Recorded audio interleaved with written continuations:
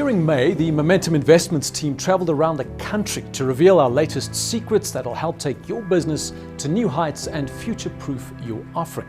Our guests also experienced fabulous new technology, and we're sorry that you missed it.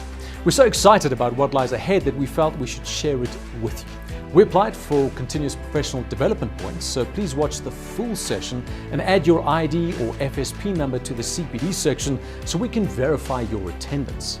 Our event platform will remain open until the middle of June this year, 2022, and you'll also be able to receive CPD points until then.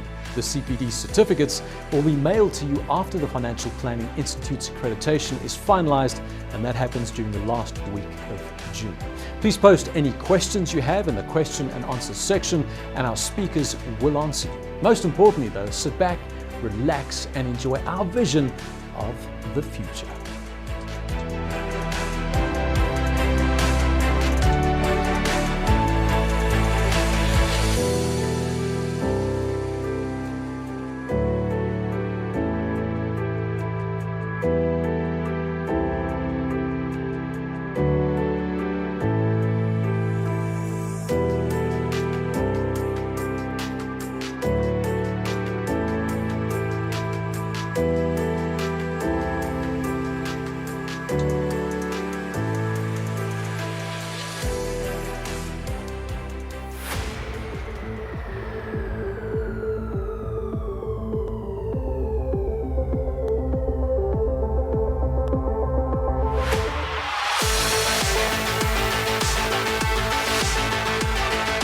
We are living in a world reimagined, a place and time constantly shifting and changing the bounds of our reality, where the world has moved from disconnection to disruption and back again.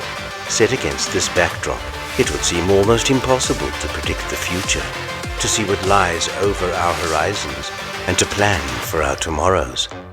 AI and machine learning have given us the tools to shape our tomorrows. Insights into human behavior have allowed us to map a better future, and technology has changed the way we work, live, shop, interact, and play.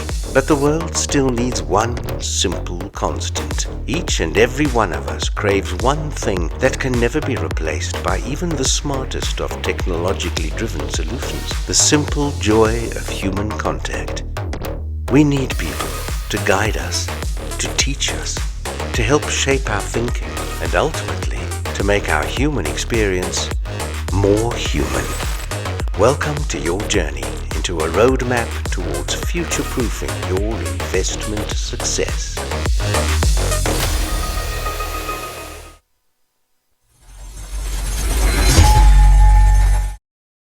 Welcome to Wealth Matters. Hate it when it does that. It's called phasing, but don't you be phased. Welcome. It's great to have you all here sitting in the same room sharing real contact with real people. Sadly, I enjoy none of that privilege today, as I went from hosting virtual events on Zoom to hosting as a shadow of my former self, technically speaking. Isn't tech amazing? Though. My presence here as a new age version of Princess Leia is not merely a convenient way to avoid flying around the country, but an incredible way for Momentum Investments to lead us all into a brave new future where technology and innovation, hand in hand with humans, will allow us all to do more and to be more. Take this virtual hologram, for example. Right now, you may think that I'm here hosting this conference, but the truth is, I'm sitting at home with my feet up, watching my virtual self hold your attention on my behalf. Just try and process that for a moment. It's the new normal. But aside from the 3D pixels of my real-life avatar, there is a message that we don't want you to miss. And that's simply that there is no substitute for human interaction or what you gain from years of personal experience. Our goal with using technology is to make the processes easier, to put better tools in your hands, and to leave you more time to do what you do best: interact and engage with your clients. Now, as with every event, it's protocol to start with some housekeeping. But even this has changed and moved on with the times. So I'm not going to ask you to switch off your phone, that little device that keeps getting smarter and thinner. Human beings, not so much. Rather, please leave your phones on. Take pictures, tweet truths and other great quotes and send them out into the world using hashtag Wealth Matters or hashtag investments. Okay, I see what that was. In the olden days, it used to be a shepherd's hook. Now you're just like phasing me out. So without any further rambling from my side, please join me as we welcome to the stage the Deputy CEO of Momentum Metropolitan and the CEO of Momentum Investments, our very own Princess Leia, Jeanette Murray.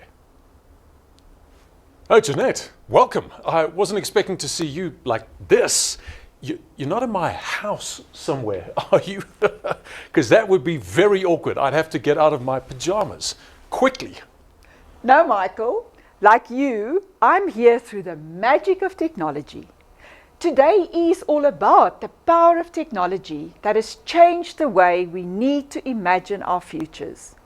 Technology has changed our lives so much that I am able to speak to you today from this beautiful resort in Bora Bora. Hello, what are you doing here? I told you that I've got this, that you didn't need to be here today. Enjoy Bora Bora. Oh, I am sorry.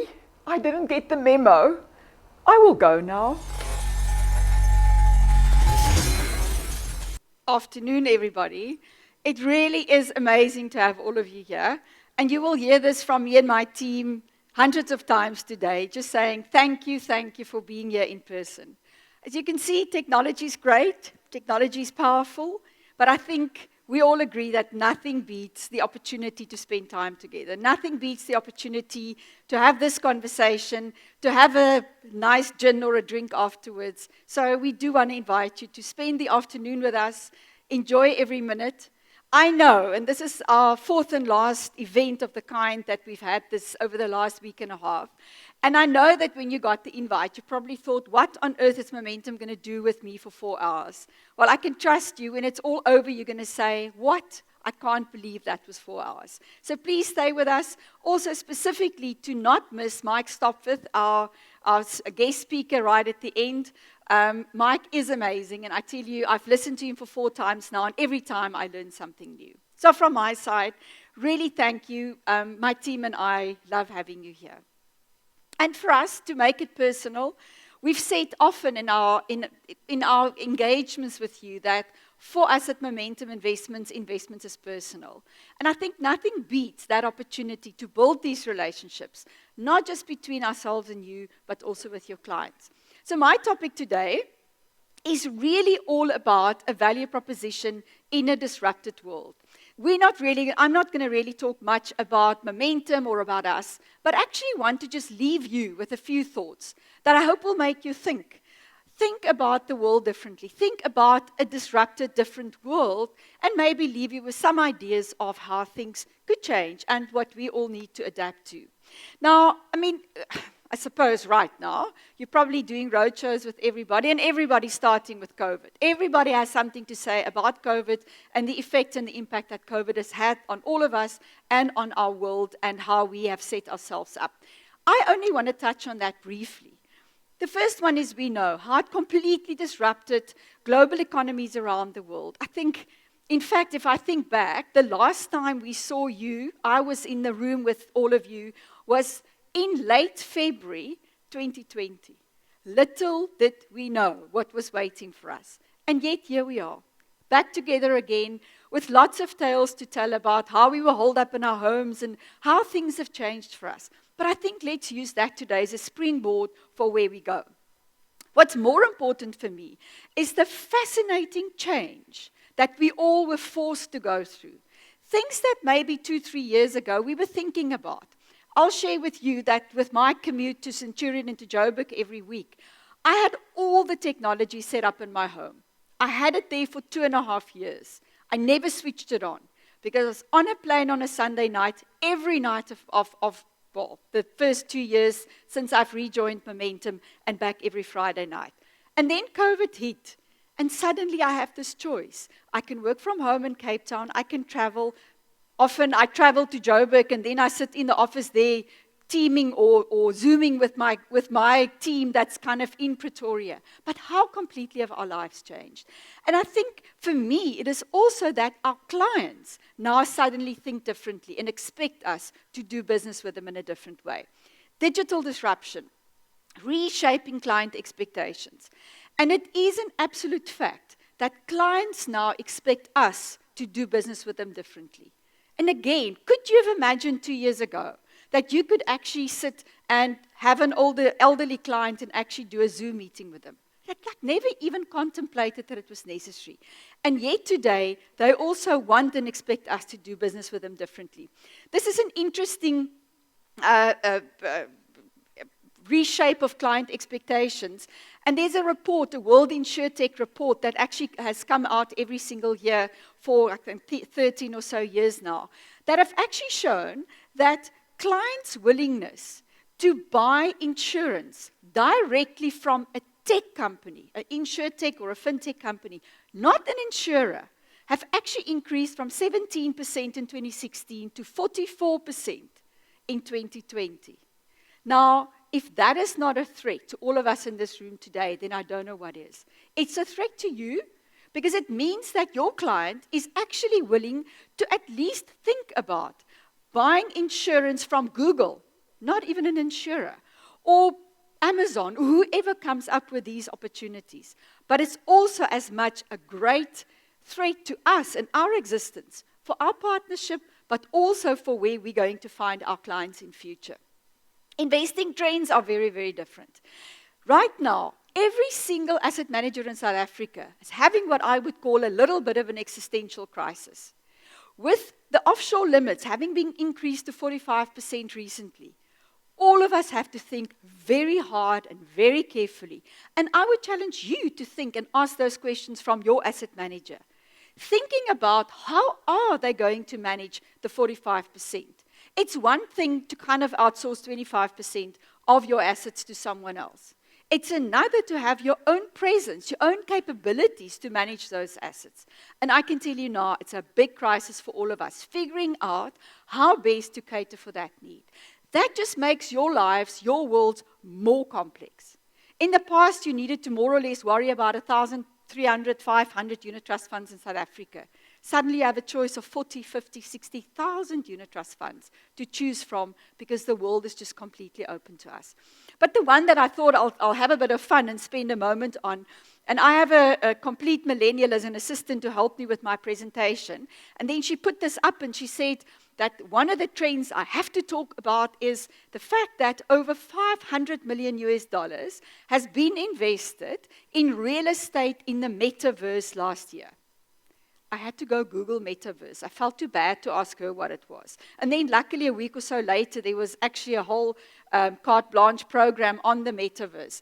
Now that is the metaverse. Literally a 4D, 5D virtual reality world that is not real. It exists in the air somewhere, and you can buy real estate in it. The prediction is that this year, it will actually double, and more than $1 billion will be spent by people buying these assets in this metaverse. Like, how could we ever even have imagined something like that? A more favorite one that I want to share with you is actually non-fungible token or NFT art. Again, something that we could never have imagined. The story I want to tell you, and you can see it there, it's one version of 3,333 long, necky ladies. Now, where does this come from? A 13-year-old girl called Nyla Hayes have actually started making these drawings. Her mum obviously contacted someone and they kind of put it online. The most expensive one sold a little while ago for $11,000. In the last year and a half, she's become one of the youngest multimillionaires in the world. Her whole 3,333 of these long, necky ladies is worth, I think, something like $3.4 million. Like, who would think that? We think Pierre Neef and Maggie Loebscher, and we hang them on our walls, and suddenly this is taking over the world. Then the regulatory burden. And again, this is not something I want to spend much time on today, but we know that with every piece of new regulation that comes out, it puts an enormous pressure on you and your practice. A year or so ago, we did an estimate in our own business that more than 80% of our IT development time was actually being spent on keeping up with regulation, things that add no value. I'm sorry, there might be people in here that will crucify me for that, but add no value. It doesn't give us a better client value proposition. It doesn't help us to refine our products. It doesn't help us with service. All it does is it puts stumbling blocks in our way. And I know that every one of you experience that on a daily basis in your practices. And no wonder more and more of you are looking at advisor networks to join them, not just to help you with kind of DFM services and compliance, I suppose, is one of the reasons why a lot of you just say, it doesn't make sense for me to keep this infrastructure going, let me join an advisor network. And then the last one, I'm going to spend quite a bit of time on that one right at the end, is just again this kind of changing behavior, changing expectations. And the one number that I wanted to share with you is that the Morningstar research have shown that today there's a 40% disconnect between what clients value in their advisors and what you as advisors actually spend your time on. I'm going to unpack that for you. It's quite interesting, that piece of research right at the end. And then lastly, maybe just a thought or two on what we call behavior tax, other people will call the behavior gap that there is. And that is the value that clients destroy by making emotional decisions about their investments. So, digital disruption shaping the industry, I want to put it stronger. I think digital has completely disrupted our industry. And this is only the beginning. It's not going to reverse. So here's some research for you again. Annual Technology and Business Survey that is now in its 13th year of being published have shown that advisors have seen a 40% increase in the number of technology kind of systems and things that you've started to adapt and use in your practice. And that only in the last 2 years. The most interesting one that we're very proud of, because I think in South Africa we were at the forefront of that, is what we call M-Sign. So the most adopted piece of technology over the last 2 years for advisors is actually the one where your client can sign an application form or any of the compliance forms that you send them without having to print it out, by actually just doing PIN and doing it completely securely. The second one, 25% at the beginning of COVID of advisors were indicating that they thought it was possible to use Zoom and Teams and kind of online systems to connect with their client. That has shot up to 90%. Of you now being quite comfortable to do online meetings and engagements with your clients. And then again, another one, it's another 40 to 45%. And this is the virtual financial advisor. This is the McKinsey research that was done that have shown that between 40 to 45% of affluent clients over the last year who switched their wealth manager have switched to one that allowed them to deal directly without the help of an advisor. And I think we do need to keep that in mind, because it's not just us changing, our clients are changing the way they do business and expect us to do business with them.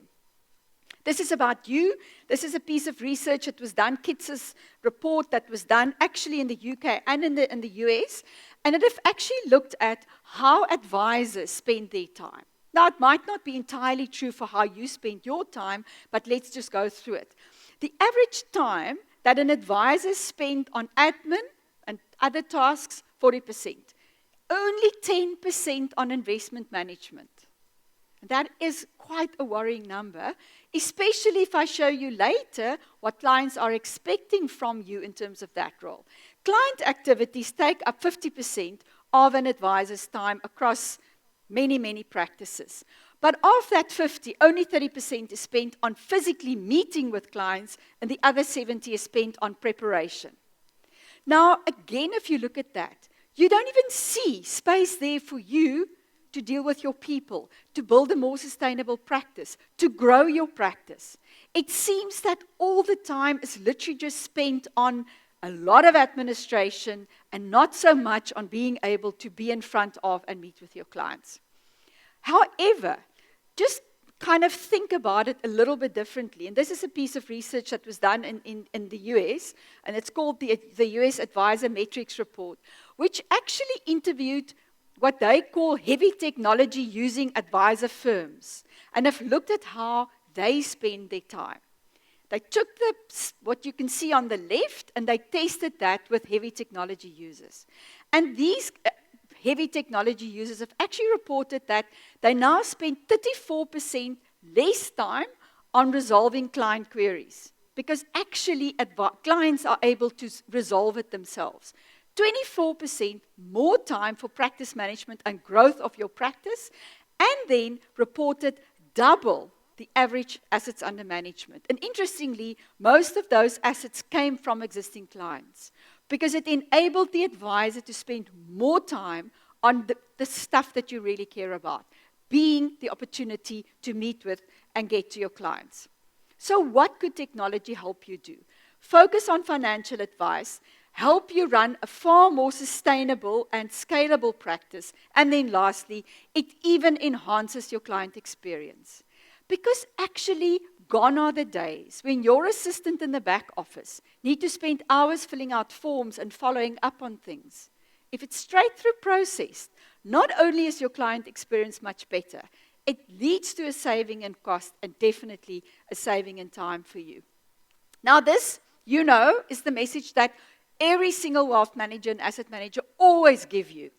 And I thought to try and make it a little bit more real. This statement that we always make that says, fund picking destroy client returns.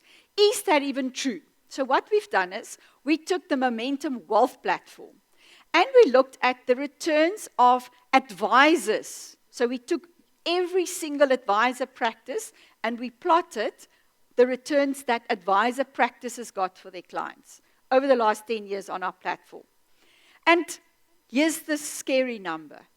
Only 39% of advisors on average managed to get CPI plus 3. Over the 10 years, CPI was 5.03, let's say 5%. Where 61% of clients, advisors, actually didn't even manage to get more than CPI plus 2 for their clients. Now imagine your client in a living annuity, drawing an income, and not even being able to either protect their capital or maintain that income. So it is real that fund picking no longer should be the main focus of you as an advisor in a complex world that just doesn't make sense. And remember back, 10% of your time, advisors in general, are being spent on fund research. No wonder that there is such a discorrelation between a correlation between time spent and actually clients not doing so well. And this, for me, leads into why it makes sense that you start to think about, consider bringing a discretionary fund manager as a partner into your business. My colleague Flobella Yates is here today. She'll share with you a lot more about our value proposition in that sense, and this really just kind of in general leads you into it. But why? Let me give you some numbers of why it makes sense to have a DFM as a partner in your practice. And this is a study that was done by Rathbones in the UK. And the UK, by the way, and you can see the number there, just through COVID, the 2 years have increased from 42% of UK advisors having a DFM as a partner to 56%. So there's a clear move of more and more advisors saying, I cannot do this myself, I need a partner to help me. 70% of advisors who've adopted or brought in a DFM as a partnership have actually declared that they've seen an increase in their client performance. 66% of advisors said there's an improved risk-return profile for my clients. And the great one that I think you need to consider is that 60% of advisors said my revenue from my existing clients have actually increased quite considerably.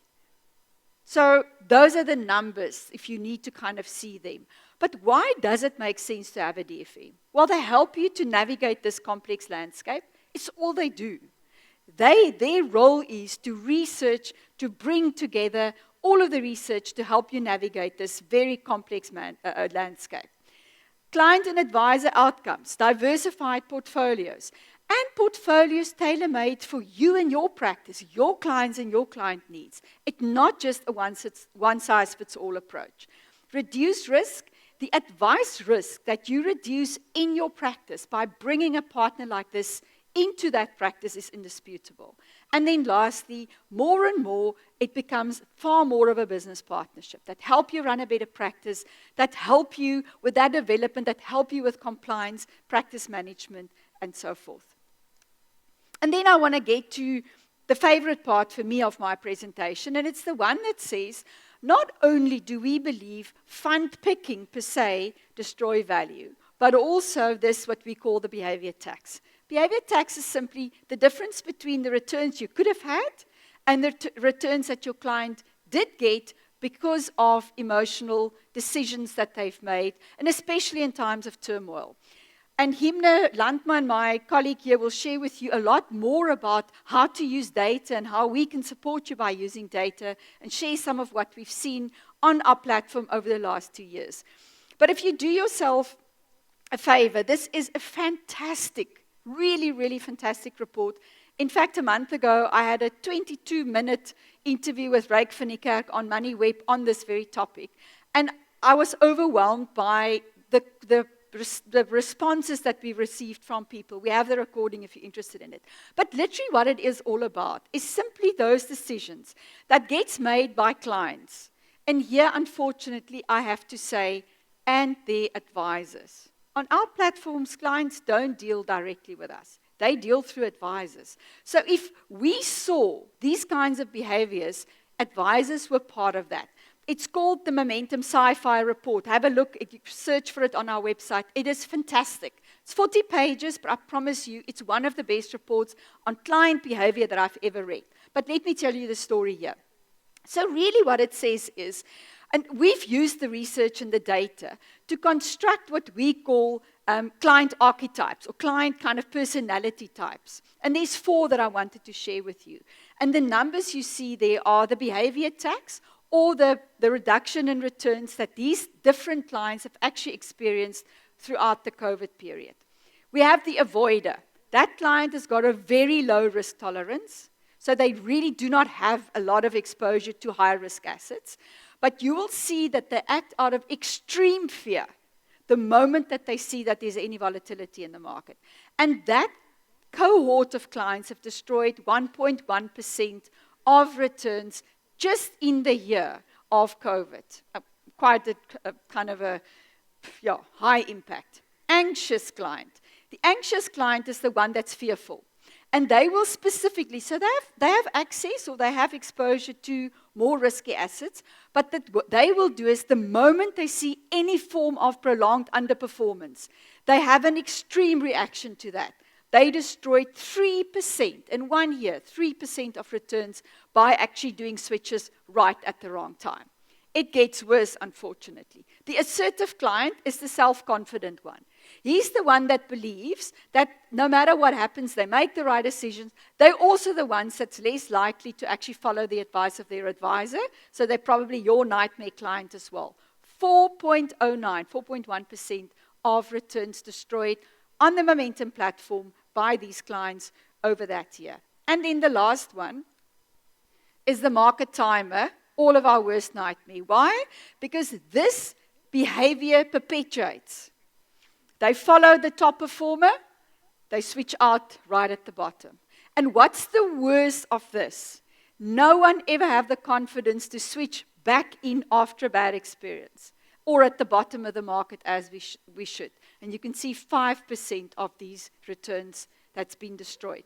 Now think about this. Think about the statements we made about fund picking and how that has been destroying value. Bring it together and realize why it is that in extreme market conditions like what we have experienced over the last 2 years, our clients really do not come out, looking great or feeling great about their investments. And then the last statement I'll just make here is the value of behavioral coaching aspect.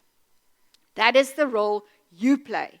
The role you play, and this is also research that was done in the US, have shown that the role of the advisor can add 2% on average per annum by calming your client down, getting them to not show these behavior or at least act on it. that role that you have as a coach and as a mentor to help them keep them calm, keep them focused on their plan in the long run. And then lastly, and I think you'll find this very interesting, and this is the Morningstar research that I referred to right up front. I'll give you a moment to read through the 15 roles that's there. So what did Morningstar do? And they did this throughout the world. They listed 15 things that in their views, and I suppose they also got input from advisors, was important roles that advisors play. And I'm sure if you look at that, you know that you try and do all of those. Then they interviewed clients and they said, on rank for us, from 1 to 15, what you value most and expect of your advisor, and then they asked advisors to do the same. Now, in none of the other venues, anyone was brave enough to shout out what they thought clients would value most. Maybe today's different. So if anyone want to shout out what you think clients chose as most valuable, okay, you can tell me afterwards. But let me tell you what it was. Advisors said, we think clients will value most that I understand my client and their unique needs. Guess what? Clients said, help me reach my financial goals. That's what I want you to do. It's great that you understand me. It's great, all of these things. I have goals. You need to help me reach them. But here's what I found fascinating. Help me to maximize investment returns was rated 4th by investors and 14 out of 15 by financial advisors. Let's not underestimate that that's how we are measured by our clients in the end of the day. No matter what I do, no matter how I drive you insane, Mr. Advisor, you need to help maximize my investment returns. The two that I think is the way of the future, and clearly neither advisors nor clients really even realize that yet, is help me stay in control of my emotions. All of what I've shared with you this morning is actually about helping clients to make better decisions, have more healthy relationships with their money, and not do stupid things in tough times. And I believe that is what we as advisors and what we as partners need to help each other on that journey. And then lastly, being my coach and mentor, helping clients stay focused on their plan, be that coach and mentor that kind of keep them focused and keep them on the way. So to end off, I always end with a quote, and this one by Warren Buffett. Should you find yourself in a chronically leaking boat, energy devoted to changing vessels is likely to be more productive than energy devoted to patching leaks. And I think that's where we find ourselves. We need to change vessels. We need to think very differently about the world of not just financial advice, but wealth management and the role that we play. I thank you. I'm going to hand you over to my colleague Andrew, and then thanks again for being here with us.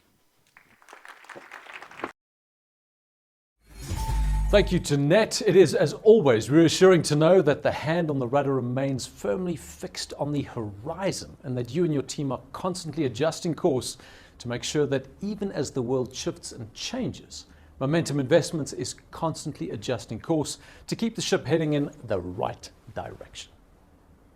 Here's a thought. If psychics were legit and could honestly tell the future, how come we never read the headline, "Psychic wins lottery"? None of us has a crystal ball. And if the last 2 years, from negative oil prices through the coronavirus, the war in Ukraine, and everything else in between have taught us anything, it's that nothing is predictable. To talk about accepting the certainty of uncertainties in the world and to help you navigate investing globally to future-proofing your clients' investments, please welcome all the way from London, Andrew Hardy.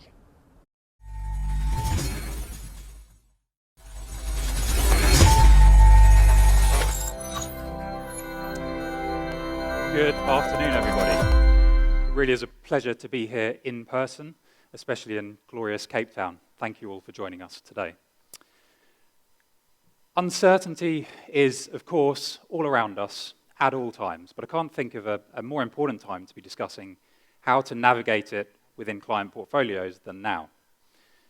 The global financial crisis and the pandemic stand out as the most recent really extreme periods of uncertainty within markets. But I'd argue that the conditions today, the position we find ourselves in today, is as acute, if not more so, than those with a very, very wide range of potential outcomes over the longer term. No surprises as to the main drivers behind that: the conflict in Ukraine, geopolitics more generally, and also inflation as well. The conflict in Ukraine has become a proxy war between NATO and a nuclear superpower in Russia, which really marks it out from other conflicts that we've seen in the past few decades. And as well as the awful toll that it's taken on the people of Ukraine, the immediate consequences, of course, for markets and the world have been in the form of a supply shock in natural resources and key commodities. And in that respect, Russia supplies some one-eighth or so of the world's oil and about a sixth of the world's natural gas, and combined with Ukraine, some 30% of the world's wheat. So no surprises that we've seen such sharp rises in commodity prices. The most extreme has been European natural gas, up some 6 times in the past year or so. But beyond that, I think the longer-lasting consequences are going to come from how the world reacts to these events, and they'll last longer as a result. So particularly in terms of energy security, we're seeing more investment into renewables and a rethink of the use of fossil fuels for longer than had previously been thought before. You've got this conflict between the need for some energy security going against the drive for reducing the carbon footprint of the world, and then also rethinking the use of nuclear as well. And then defense policy as well. We're likely to see much more military spending. We've already seen a big pickup, including a complete about-turn from the likes of Germany, who've suddenly caught up with NATO's military spending targets. The likes of Finland, Sweden now looking to join NATO all of a sudden, having been neutral for so long. So long-lasting, deep-seated shifts there. And then, of course, an acceleration of the retreat from globalization, which I suppose really started with the pandemic and the response to that. But the world's benefited from globalization for several decades, but that's now going into reverse. There's no end in sight for the conflict, and the longer it goes on, the greater the risk of deep, long-lasting global economic consequences, and of course, the risk of escalation as well. And then there's China. With regards to Russia, to begin with, President Xi has talked up his special relationship with Putin. Got a question: how sustainable is that going to be when Russia is now essentially a pariah state, unlikely to be welcomed back onto the world stage for a long time? And only 3% or so of China's foreign trade is with Russia, compared to 30% with the US and Europe, which you would think would focus Xi's mind, given that could be at risk. And then the question of Taiwan as well.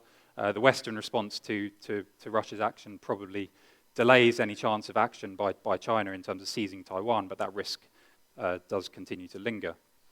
And then China's really battling on its own home turf as well. You've got the zero COVID policy, of course, which is battering growth and further dislocating supply chains, and of course a property debt bubble that is really hammering the whole economy at this point. So lots of uncertainty there. And then finally, onto inflation. I think this is the biggest concern out there at the moment. The post-pandemic surge, which was of course driven by the release of pent-up demand and also supply chain disruptions, risks becoming more persistent and more entrenched the longer these conditions persist.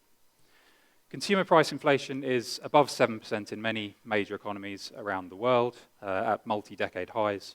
Producer price inflation is in double digits in many countries as well, over 30% increase in producer prices in Europe in the past year. And then this is starting to feed through into a spike in wages as well, starting to feed through more there. And that's something that's stickier and more troublesome for markets. Wages don't revert down in the same way as commodity prices often do. So the genie of inflation is very much out of the bottle and could prove difficult to get back in. Going through later into the year, we're likely to see more impact from this on consumer spending and business margins as well. Central banks have, of course, been behind the curve and are now racing to catch up.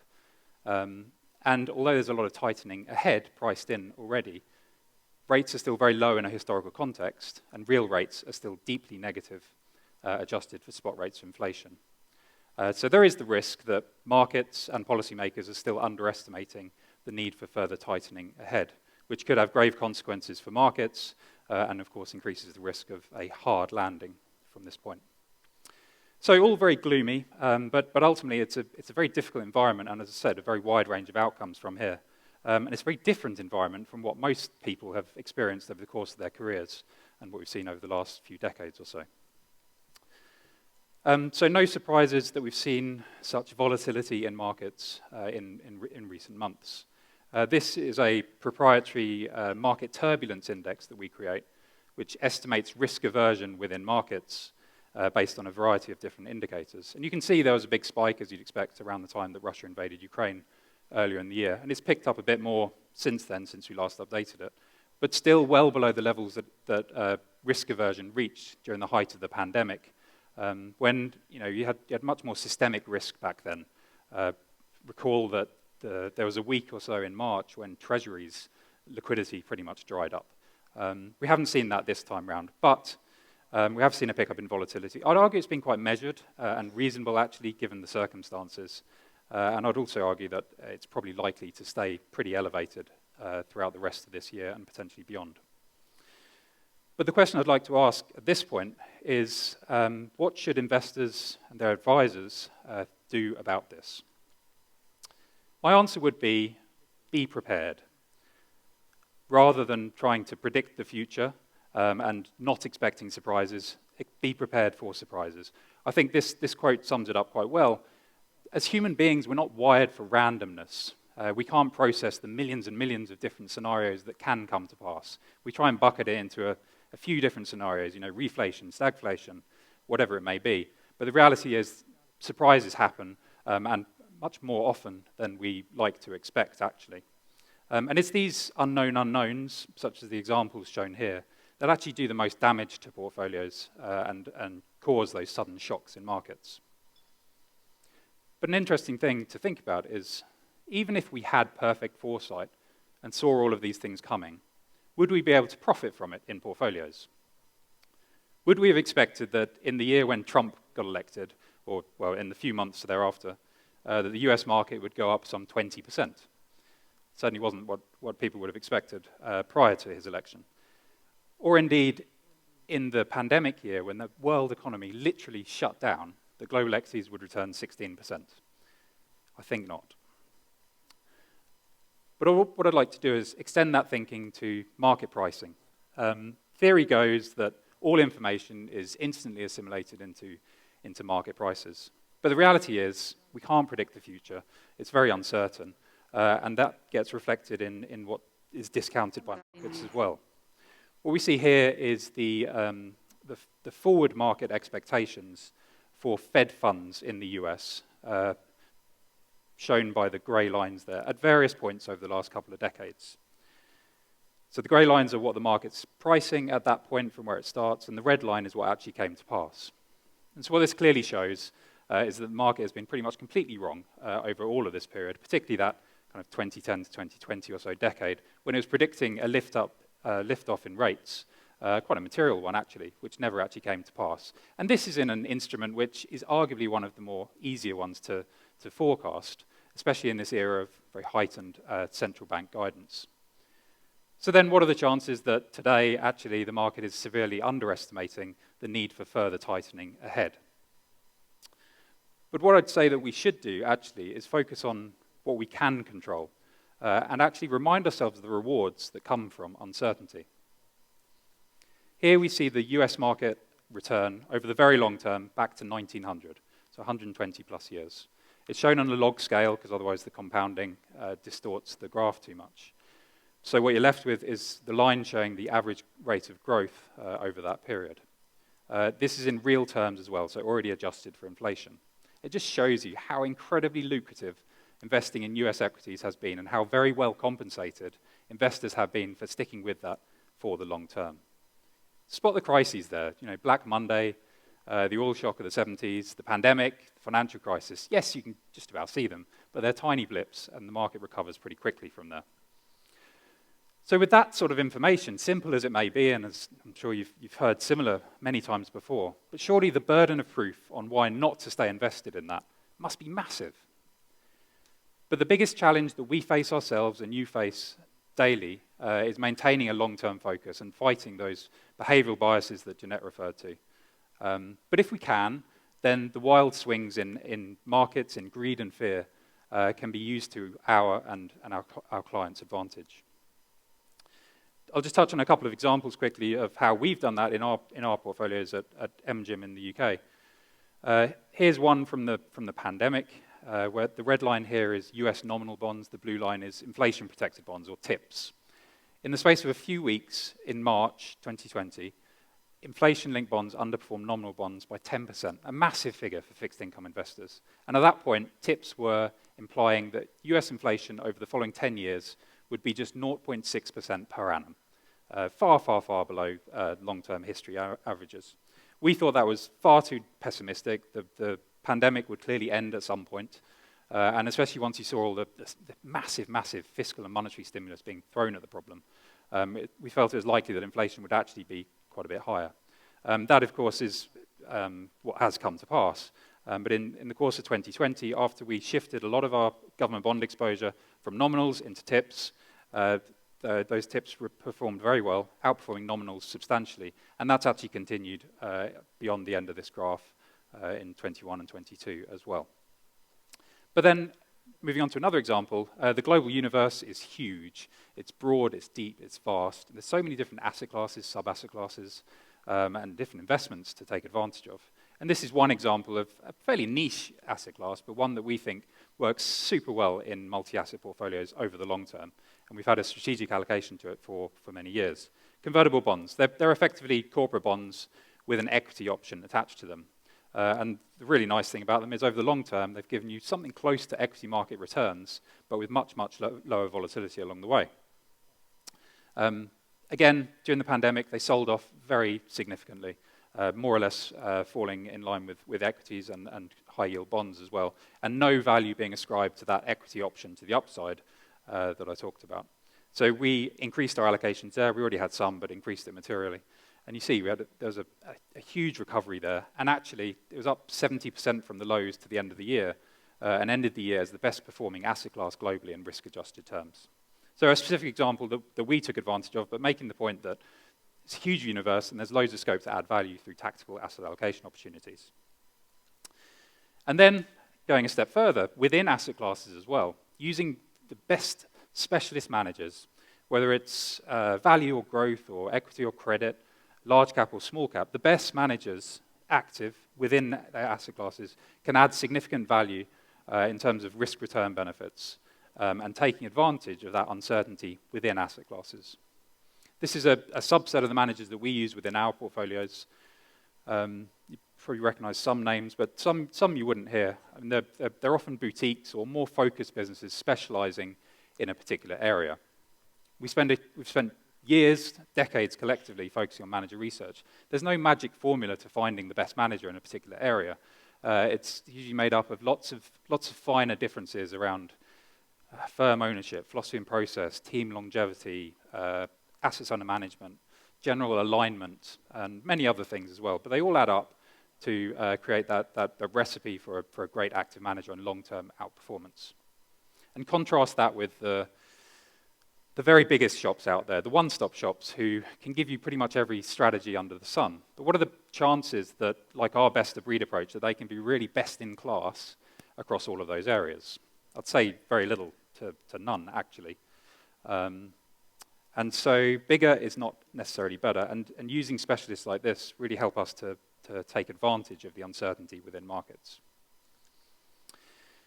And then strategic asset allocation is another key aspect of how we construct portfolios. It's really the outset, the starting portfolio that we build from. Here we make the most of the breadth of the global universe and use a wide range of different asset classes to build that strategic asset allocation. So not just equities and bonds, but think property, infrastructure, alternatives, commodities, inflation-linked bonds, emerging market equity, whatever it may be. Put all of them into the mix. And here's an example of where we're really harnessing technology to help us address those blind spots that we have and our inability to process the millions and millions and millions of different scenarios that are possible going forward. So we use historical risk relationship data rather than returns to create an optimal mix of those asset classes that gives you the best chance of delivering on the outcome that we're targeting for clients, but with the lowest risk along the way, and essentially the most robust solution that can withstand a wide range of different market environments. So millions of scenarios there, and ultimately come up with what should be a better risk-reward outcome. Great in theory. How have we done in practice? This is our global managed solutions range, showing net of fees since inception, which is 14 years ago. They're the red dots there, relative to the blue dots are the rest of the South African multi-asset fund universe. So we've delivered better risk-adjusted returns than almost all of the peers there across those different risk profiles. Volatility is not a perfect measure of risk, but it is incredibly important because ultimately drawdowns and that uncomfortable volatility can, and so often does, cause clients to divest at the wrong time. So we've done a good job of reducing that there for all of those different levels of return and helping clients to stay invested. And this speaks to the point Jeanette was making about, I suppose, that switch itch side of things, where clients go through tough times and they change, and it ultimately detracts value from the long-term outcomes. Here, we're trying to manage that. We're trying to smooth the journey and ultimately trying to help clients to improve their behavior. These funds, incidentally, are available in dollar terms on the Momentum Wealth International platform and also locally through RAND feeders. And then this is a schematic of one of those portfolios. So the inner ring there is the strategic asset allocation, the high-level asset allocation shown, represented by those, the legend there. But then there's many other layers of diversification within there. The middle, you've got sub-asset classes, different sectors, different geographies, etc. And then on the outside, you've got the specific strategies that we use there through different styles and much more focused, concentrated portfolios or strategies in many cases. So the overall combination is designed to be safe and robust and to provide a smooth journey, but the individual ingredients can be much more volatile themselves. There's three things I'd highlight here that are quite different from a lot of the other portfolios that you might look at. One is within the equity side of things, we've always believed in blending the more extremes of styles, so not just value and growth, but deep value with quality and momentum-oriented strategies. That's where you find the highest conviction managers and ultimately, over the long term, the best risk-adjusted returns. We've maintained those value allocations for a long time, and it's been out of favor for some time. But last quarter, we saw a massive snapback, the biggest quarter of outperformance of value versus growth on some measures ever. So we really benefited from that exposure within portfolios. Our best performing value manager globally returned over 20% for the quarter in a market that was down some 6% or so in dollar terms. So that was outperformance of over 40% relative to the US FANG index, so the big mega cap tech stocks that many people have been piling into, and over 60% relative to Cathie Wood's ARK Innovation ETF, which again you may have come across before. So massive, massive outperformance. So that concentration and maintaining that diversification within styles was incredibly valuable, and a lot of other portfolios don't have enough exposure there. And then real assets as well, another area that we've liked for a long time, so property and infrastructure and the like. Good yields, good stability, which is valuable, especially when government bonds can't be relied upon for that so much as they were in previous decades. But also a high degree of inflation linkage within the revenues as well, which has really benefited them in this recent environment and has been a great source of stability over the course of this year and longer, actually. Again, very specific investments, data centers through to wind farms and beyond and the like, but managed by specialists, experts in those areas. And then one other would be private assets as well, which we can get access to through the London-listed closed-end fund universe, which it removes the illiquidity mismatch that can come with private markets investing. So it enables us to buy it within a liquid solution, no lockups or anything or liquidity mismatch in sight. Private equity is incredibly important, in particular, because companies are staying private for longer and longer these days. A good example is Amazon. They listed back in 1997 with a market value of less than $500 million at the time, and that was only 3 years after they were incorporated. So that left loads of lucrative growth potential on the table for public markets investors over the subsequent decades. But today's equivalents, a couple of examples within our portfolios on a look-through basis, Klarna and Revolut, they're already valued in the tens of billions of dollars, and they've got no plans to list anytime soon. So if you don't have a means of accessing private markets as well, equity, debt, and beyond, then you're missing out on potential growth and diversification opportunities. So the point here is no shortage of conviction within the portfolios, but very carefully curated to create an optimal mix for the long term. So what I've talked about is no doubt fairly intuitive, but the reality is it's not easy to implement on a consistent basis. At MGIM, I think we have the resources, the experience, and the focus to do a very, very good job of this, as we have done since we were set up in 1998. A few things I'll just emphasize on this slide. I think of us as being one of those best-of-breed specialists. We're focused. We specialize in multi-asset manager research and portfolio construction, and aim to just do as good a job as we can in that, rather than trying to be all things to all people. So we've got that on our side. We're well-resourced as well. We've got an investment team of 21 people with a lot of experience. But also, beyond that, you think about our underlying portfolios, we've got hundreds of the very best investors from around the world working on behalf of our clients. And then finally as well, performance is paramount, and it's mine and our team's primary focus, but we recognize the importance of partnering with clients properly as well, being there to enable your business and help you during the tough times, seamless operations, etc. All the other things that are incredibly important in the client value proposition. So it's a personal approach, which has really helped us over the long term and has helped us to ultimately maintain and grow our assets to £5 billion now. So that's us, and that's how we think about harnessing uncertainty ultimately for the benefit of clients over the long term. The bottom line is to expect and be prepared for surprises. Get comfortable with being uncomfortable and stick with it for the long term and try and help clients to do the same. And I think that's more important than ever today, particularly deep, effective diversification within portfolios to help protect on the downside and to be ready to take advantage of opportunities and dislocations that can and inevitably will come along. I genuinely think that the next 10 years in markets could be just wholly different from what we've seen over the last 10 years or so, and most portfolios are not prepared for that. They don't have enough exposure to the out-of-favor parts of markets, value, for example, or they've got too much exposure to bonds, which still have a place, but it's much more nuanced. And one other thought I'd leave you with is just that whoever you use for global exposure, make sure that they're using the full breadth of the global universe, in terms of asset classes, as I've talked about already, but also just focusing within equities, for example. So many of the most popular funds out there, they might have 40, 50 stocks or something like that. The global universe is some 9,000 securities across the cap scale. So if you're only less than 100, it's less than 1% of the universe. And I don't see how you can justify really doing that, given the range of growth opportunities out there and mispricing as well. And as Michael comes on to talk about later, a lot of the most disruptive, innovative businesses think differently, and they don't necessarily have that big legacy of an established business behind them. So you could miss out on many of those sort of opportunities.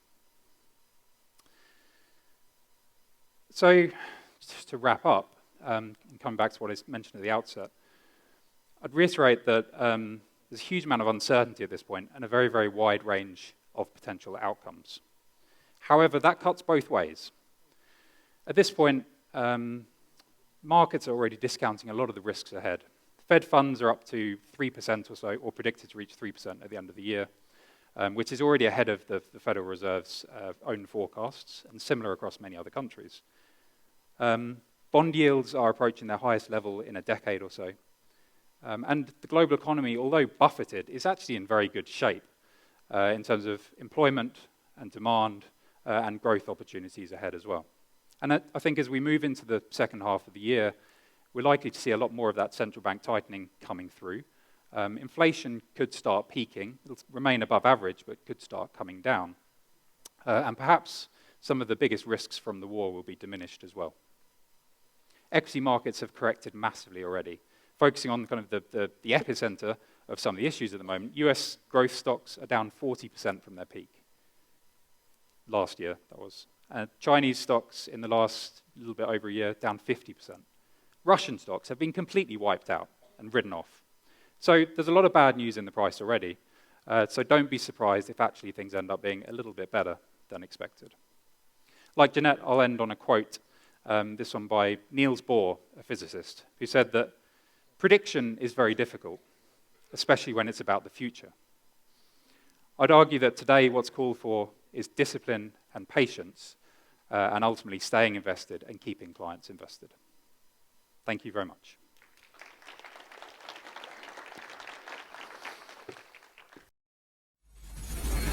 One of the most challenging factors in plotting a course to your future is looking towards your retirement. Even in our lifetime, lifespans have increased, retirement ages have changed, and our individual visions of what our retirement would look like have had to adapt. You've probably heard it said, where there's a will, I want to be in it. I certainly do. Most of us won't have that good fortune. So we find ourselves in uncharted territory and without guidance, as the old maps used to say, here be dragons. So, to take us through whether low returns make living annuities tough to advise on and to explain how we can all reimagine our retirement income planning, please welcome Faria Adam and Martin Rickett.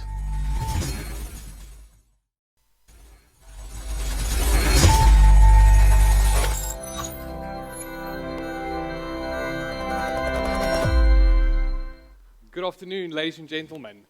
I know each speaker have mentioned this, but I also want to repeat that. It really feels so good to stand in front of a live audience again. So although virtual events have helped us over the last few years, it just feels so much better to stand in front of you and tackle industry challenges head on with our financial advisor partners. I'm a little bit different. I'm more excited about this topic that we're going to talk about today. And it's really such a beautiful day to be here and launch our new solution to create better client outcomes here with you today. Absolutely. I think Cape Town brought the best weather that it could for the Centurion guys. The topic that you want to unpack, Faria, is retirement income, right? Yes. So the last few years have really been very difficult have provided difficult situations for financial advisors. And I wonder how many of you today have clients who face the risk of reducing future incomes because of market volatility or lower than expected investment returns. And how confident really are you that your clients will be able to achieve a sustainable income throughout their retirement? Now, I'm sure that is a relevant, yet a very complex issue that you as advisors probably face on a regular basis. And the fact that South Africans are notorious for our poor savings culture doesn't make this any easier. Yes, and we can't create magic out of thin air when a client hasn't saved enough for retirement. But an advisor can still enable decisions that will maximize a client's chance of receiving a reasonable income during retirement. One that will at least cover his life expenses and hopefully also some of his living expenses. So today we want to quickly recap the current retirement income landscape, then tell you how we are at Momentum Investments, really dramatically changing the solution set. And lastly, our favorite part of the presentation, what does this really mean for you and your clients in achieving success in retirement? So Martin will start with the current options. Now, as you know, the options to retirees have been static for quite a while, with the primary options really being living annuities and life annuities. Now, it's interesting to note that 5 years ago, the split between living and life annuities was roughly 90-10, with 90% of flows being directed to living annuities. Now, more recently, this has changed to a 70-30 split. The volatility in the pandemic have also scared many of the retirees. Most of them have experienced capital losses, and what we've seen is they've then switched out of these investments, essentially locking in those losses. What we've observed on the Momentum Wealth platform is that more than 3 billion rand have been switched on our retirement income option product. And that has resulted in a behavior tax of an average of 5%. Now, Faria, the impact of this behavior is something that clients are unlikely to ever recover from. And it will affect their future income for many years still to come. But living annuities are great for flexibility of income, and being able to choose investment components that suit your investment strategy. But if you don't get the balance right between living and life expenses, there's a real risk of running out of money for even the bare necessities. Now, I find it interesting that many clients that go into a living annuity usually think that the biggest risk for them is that they die earlier than expected. However, if a client lives longer than expected in a living annuity, then instead of leaving money for their dependents, they actually become dependent on their family members. So they therefore underestimate the impact of negative inheritance risk. Life annuities, on the other hand, have the opposite set of issues. The income is guaranteed, so the client has no exposure to market volatility or longevity risk. So it's really the purest form of protecting income. But it can lack the flexibility that some clients may need to meet the more variable living expenses or the need to leave an inheritance. Now, we've spoken about so many issues here. Martin, what do you think is the real need in retirement? Now, you've mentioned the concept of living life annuities, and I want to unpack that quite briefly. So for us, life expenses really include those essential must-haves. Having a place to stay, contributing to your rent or your medical aid, and of course buying groceries. Really those must-haves. On the other hand, living expenses include things like going on a holiday, starting a new venture, or contributing to some other life goal. And naturally, there's also the need for leaving a legacy or an inheritance. Although we realize that living expenses and an inheritance is important for many clients, we have to acknowledge that most clients have to prioritize covering their life expenses. Now, the relative importance of these usually will depend on client circumstances, but is typically driven by how much they have saved for retirement. Now, this expense matching, Faria, really for me is the essence of retirement income planning. But what it really becomes is a balancing act. A once-off decision between risk and reward, investment risk, inflation risk, longevity risk. Essentially, the decision being made is about the sharing of risk. In a living annuity, the client typically takes on all the risk and all the reward, whereas in a life annuity, he outsources this to the life insurer. Now, this decision is typically quite difficult, considering that it's made at a single point in time, at the point of retirement. A decision that will impact the client's income for the rest of its life. Now, the question really is, why should it be an all or nothing decision? Or more importantly, why is it such a cumbersome process if you want to change that afterwards? Now, to answer this question is where we have reimagined retirement solutions at Momentum Investments. And this brings us to actually telling you what we are launching today. Okay, so the construction starts with setting up a protected portion of income. So it provides a guaranteed income for life through investment in a guaranteed annuity portfolio. The client can choose to add annual increases to reduce the inflation risk and protect the real value of that income. You can also choose to incorporate a guarantee term or joint life annuity to perhaps partially meet that need for an inheritance. The growth portion, on the other hand, is invested to increase capital value, and this gives the client more flexibility about drawing down income. This capital value, the more it increases, the more optionality a client have, both in terms of choosing an income but also leaving a legacy. Now, the growth portion has exactly the same functionality as our current living annuity, the retirement income option. And you as an advisor can therefore choose from any of the underlying components that's currently available on the solution. What we are introducing, though, is the guaranteed annuity portfolio as an optional component on our living annuity.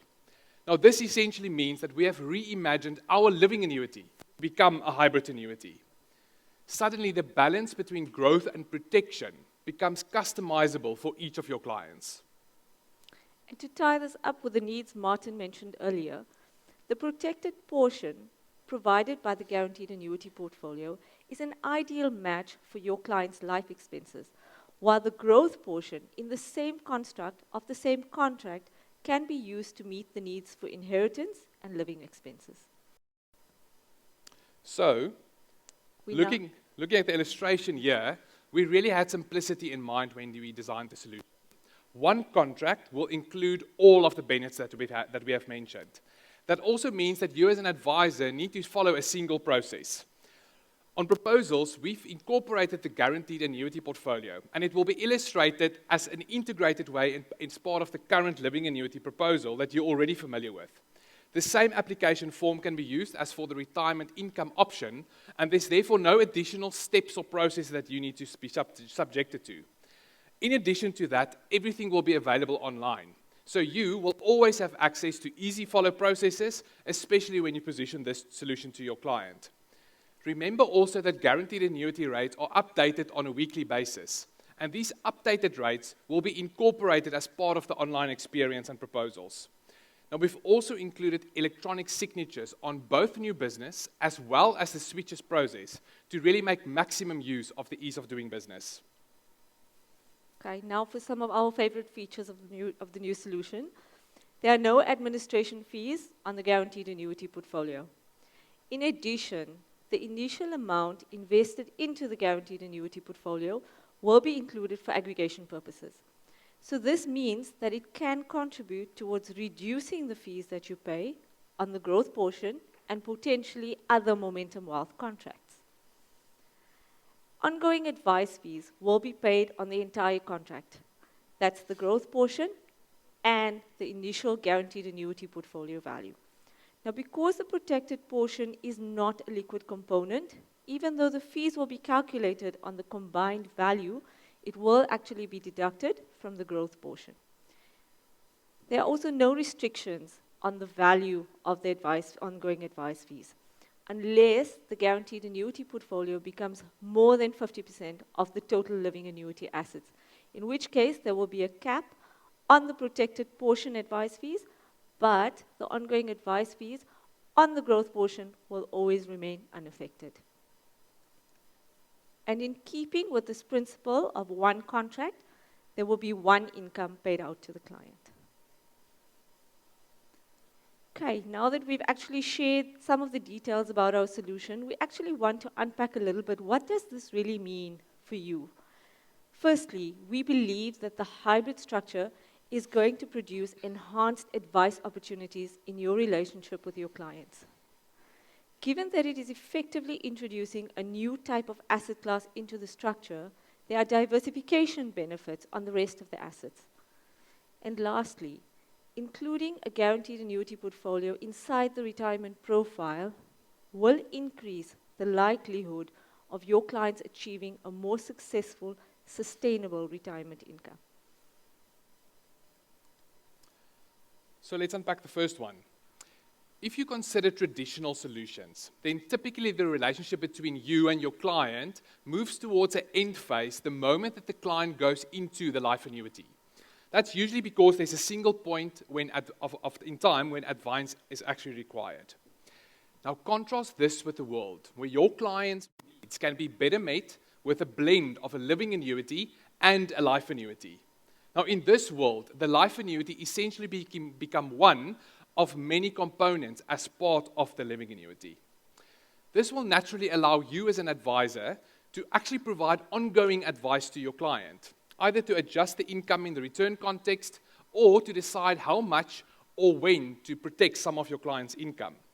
Now, this all will require ongoing advice. Now, earlier we spoke about how in a living annuity, the client typically takes on all the risk, whereas in a life annuity, he outsources this. What this new structure does is give you, the advisor, the flexibility to decide when to share risk and how much risk to share. And at the same time, your client can still retain some exposure and therefore some possibility of upside. Now, what is important is that the guaranteed annuity portfolio is not a new product.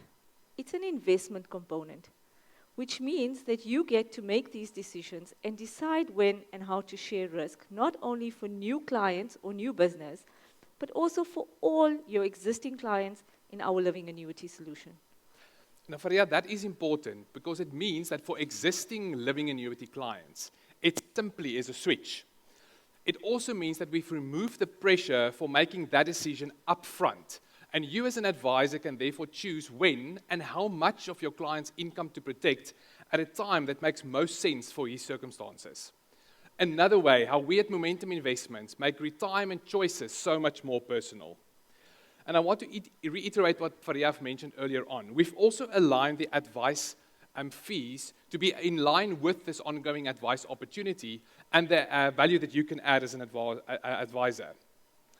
This is why we constructed the solution so that you can earn an ongoing advice fee on the combined portfolio, which includes the guaranteed annuity portfolio. So the key takeaway for this first theme is that a hybrid annuity should allow you to increase your advice opportunity set, both for new as well as existing clients. And the next topic is diversification. Now, the guaranteed annuity portfolio is a very different type of asset class to what we are familiar with. The return profile is not just a function of the asset return the way that we're familiar with other assets, but rather the guaranteed rate and also how long a client lives. And this introduces a new way of thinking about diversification on your asset portfolio. Now, Martin will tell you, because we're such techies, we got very, very excited when we started to see the results of all of this analysis coming out and think really about what are the possibilities that it introduces. And we really want to share some of this analysis with you today. Now, in order to do so, we will use an example. So let's consider a 65-year-old client that wants to invest in a guaranteed income portfolio product that provides a 5% escalation every year. Now, this client will more or less receive back his original lump sum after 10 years. So at the age of 75, he would have received back his original investment. Thereafter, he receives back that same amount every 2 to 3 years. So much so that at the age of 95, this client would have received more than 5 times what he originally invested. This translates to an internal rate of return of about 12%. Now, as Faria mentioned, this got us quite excited because the investment return of 12% is certainly not something to ignore. And another interesting angle to really think about is what happens when you add a guarantee term. So from the numbers on the screen, you'll see that if a client receives an income for 20 years, he effectively receives 2.5 times his investment value, right? This translates into an investment return of roughly 10% per annum. If you add a guarantee term of 20 years, a client can lock into this income profile with a return of roughly 9.3% per annum, guaranteed. Now, there is a cost associated with the guarantee term, hence the difference between the 10 and the 9.3. And you will need to consider this in the context of the impact on income that it requires for your client. Now, that looks at the return characteristics of the guaranteed annuity portfolio itself. But another aspect that you need to consider is the impact that this has on the remaining part of the living annuity assets. So let's have a look at the example on the screen. On the left-hand side, you'll see the asset allocation of a typical medium equity portfolio that is usually used in a living annuity product. 56% allocation to growth assets. Now, what we've done is we've combined this with a 35% allocation to the guaranteed annuity portfolio. As you can see on the right-hand side, now the growth assets have reduced to 36% because the guaranteed annuity portfolio introduces less risky asset class and hence contribute to the 64%. Now, this feels intuitively too low exposure to growth assets, and hence the client should be able to actually take a little bit more risk. Now, compare this to the new chart on the screen. What we now show is the asset allocation to a high growth portfolio with 80% allocation to growth assets. If you combine this high equity portfolio, again with a 35% allocation to the guaranteed annuity portfolio, then suddenly the growth assets increase to 52%, which makes more sense for a living annuity client. So, what the introduction of a guaranteed annuity portfolio means is that you as an advisor can pursue a more aggressive asset strategy on the remaining part of the living annuity assets, obviously with the intent of increasing the expected return on those assets. So the key takeout for the second theme is twofold. Number one, we believe that the life annuity should be considered as a separate asset class with unique risk and return characteristics. And secondly, the remaining part of the living annuity assets should allow you as an advisor to reconsider the risk appetite that this client might have. And the third reason why our structure our new structure is important is because it increases the likelihood of success in retirement. Now, what is success in retirement, right? The answer is different for every client. For a very high net worth client, he probably wants to draw the minimum amount possible, maximize his return and capital values so that he can leave a bigger legacy.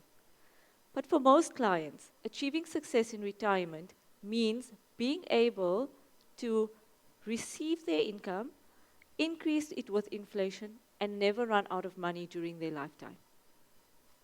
Now, the reality is that many clients have not saved enough for retirement. Now, if you couple this with a low return environment, it really becomes very difficult to be confident of a successful retirement. Now, what we believe is that by including a guaranteed annuity portfolio, at least protects a portion of your client's income. And therefore, on a portion, the client will never run out of money. That outcome is guaranteed.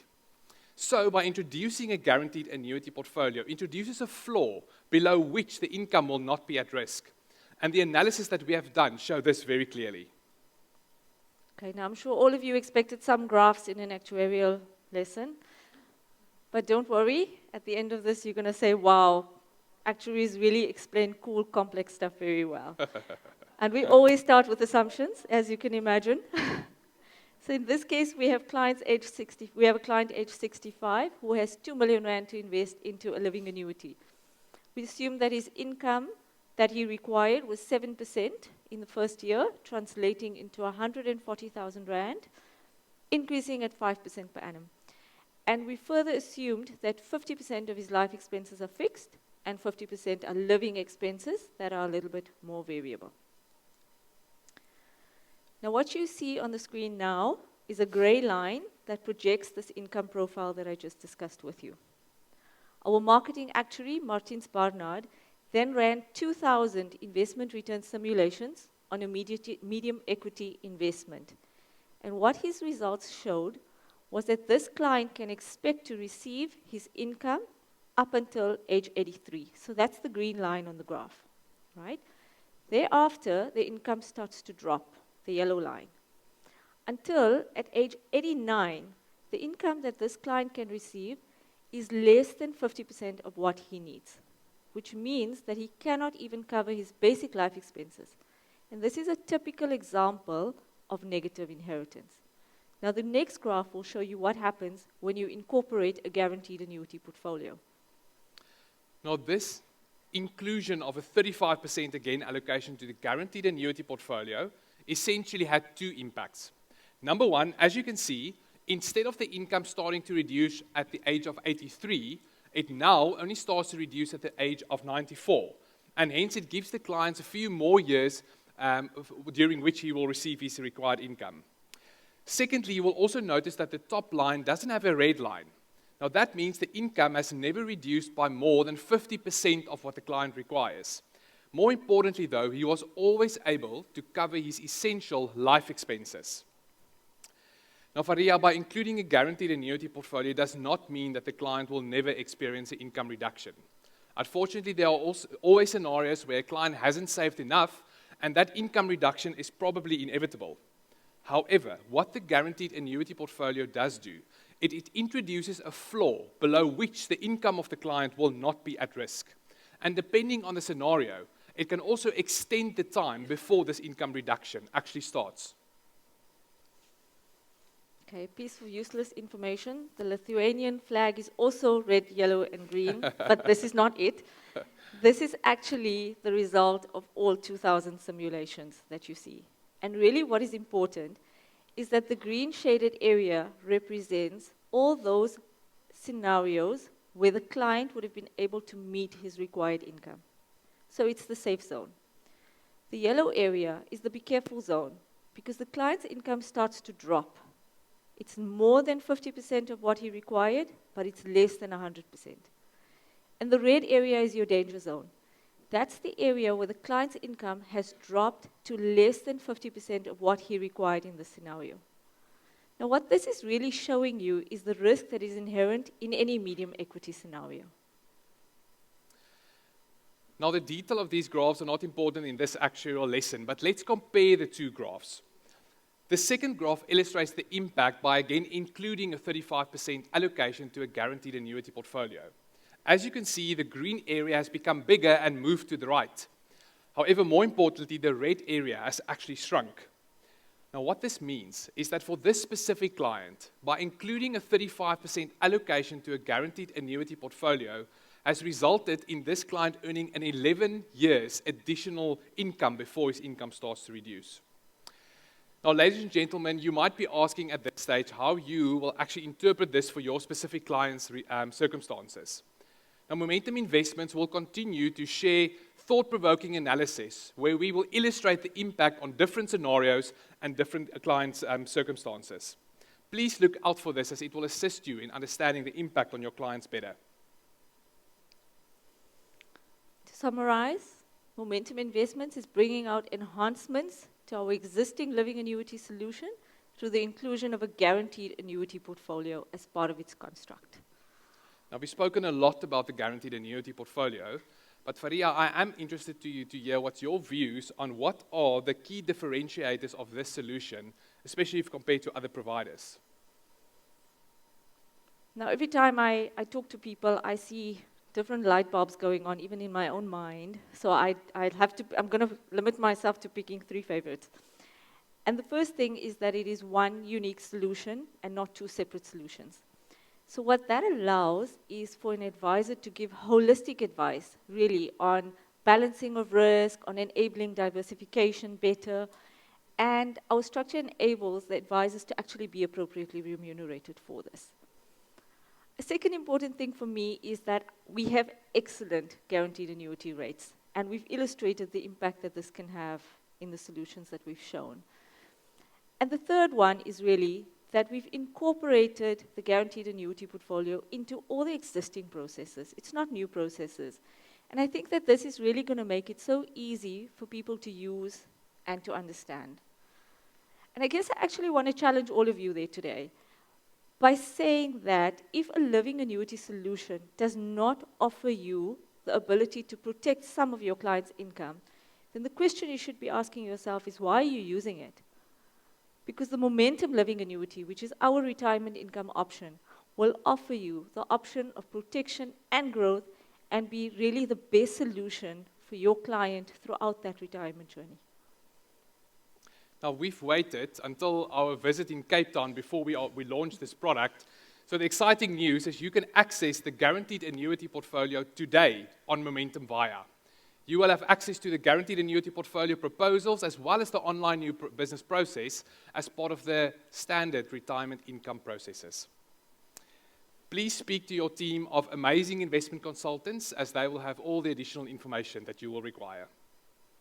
Yeah, today was quite a big day for us because we switched it on at 6 o'clock this morning. That's why we also wired up today.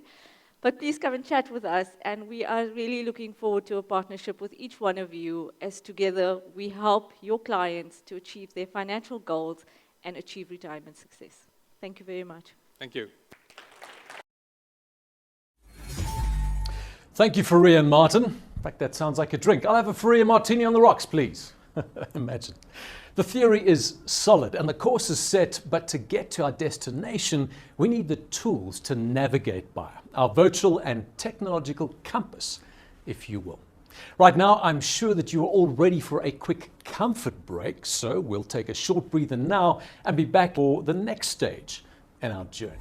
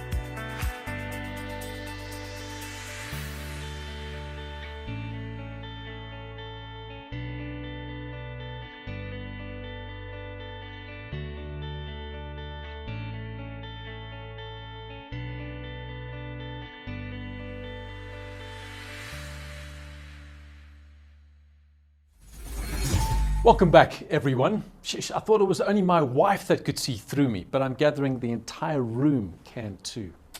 At this stage, I'm noticing a vast number of nautical references. Could it be because I'm doing this from Cape Town? Rather nautical than naughty, I always say. Actually, that's the first time I've ever said that, and judging by the audience response, or lack thereof, it will be the last time. I suppose all of these nautical analogies could be applied to plotting a course for the stars and real investment success. So to swiftly shift direction, let me hand the stage over to Himne Landman, who will help you see whether technology is helping you to focus on your clients and how she sees the platform of the future help you transform your business. Will it really be better in the metaverse?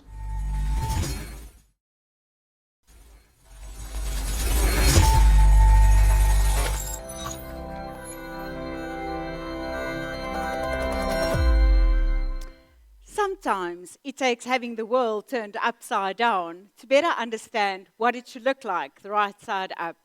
Good afternoon. Thank you for being with us here in Cape Town today. It's a privilege and an honor to be here. For much of the last 10 years, wealth managers and platforms globally and here in South Africa have benefited from a rise in personal financial wealth, and it resulted from strong asset appreciation and, of course, economic growth.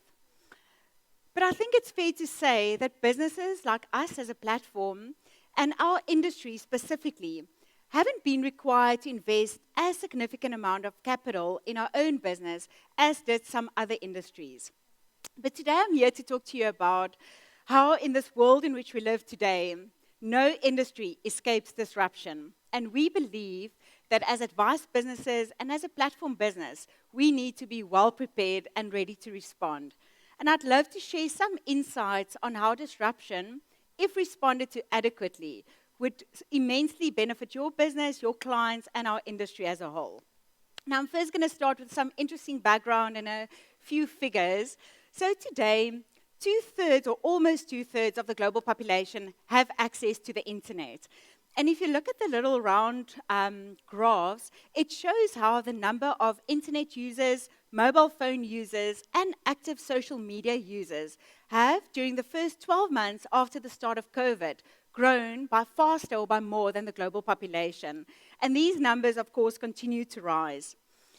And the next graph is very interesting. It shows how the number of internet users have more than doubled over just a decade. And then if you look at the last two bars on the histogram, it shows how during 2020, or say the first 12 months after COVID started, the number of online users in the world have grown by 7.7%. Now, the first time I looked at the graph, I thought, okay, 7.7%, that looks reasonable. But that's 340 million additional online users globally in just 12 months is astronomical. And then here in South Africa, we've looked for the same number. And closer to home here, we've seen an increase of 1.7 million people being online and being active users of the internet in just 12 months after the start of COVID.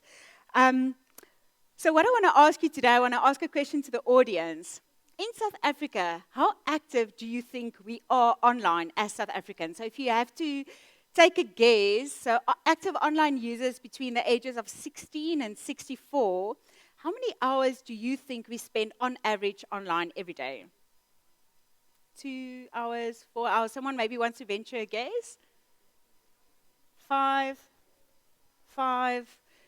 Okay, let me give you the answer. So as South Africans, we spend an average of 10.5 hours online. Global research. And this is significantly longer than most countries around the world, which is astronomical.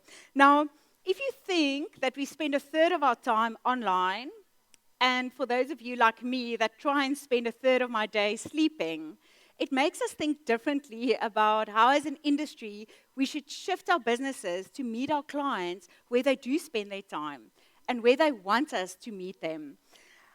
And then if you build it on a little bit further, I mean, all of us know that South Africa has a younger than average population. Our average age is 28 years of age, and we all know how millennials operate and how they want to engage with us digitally.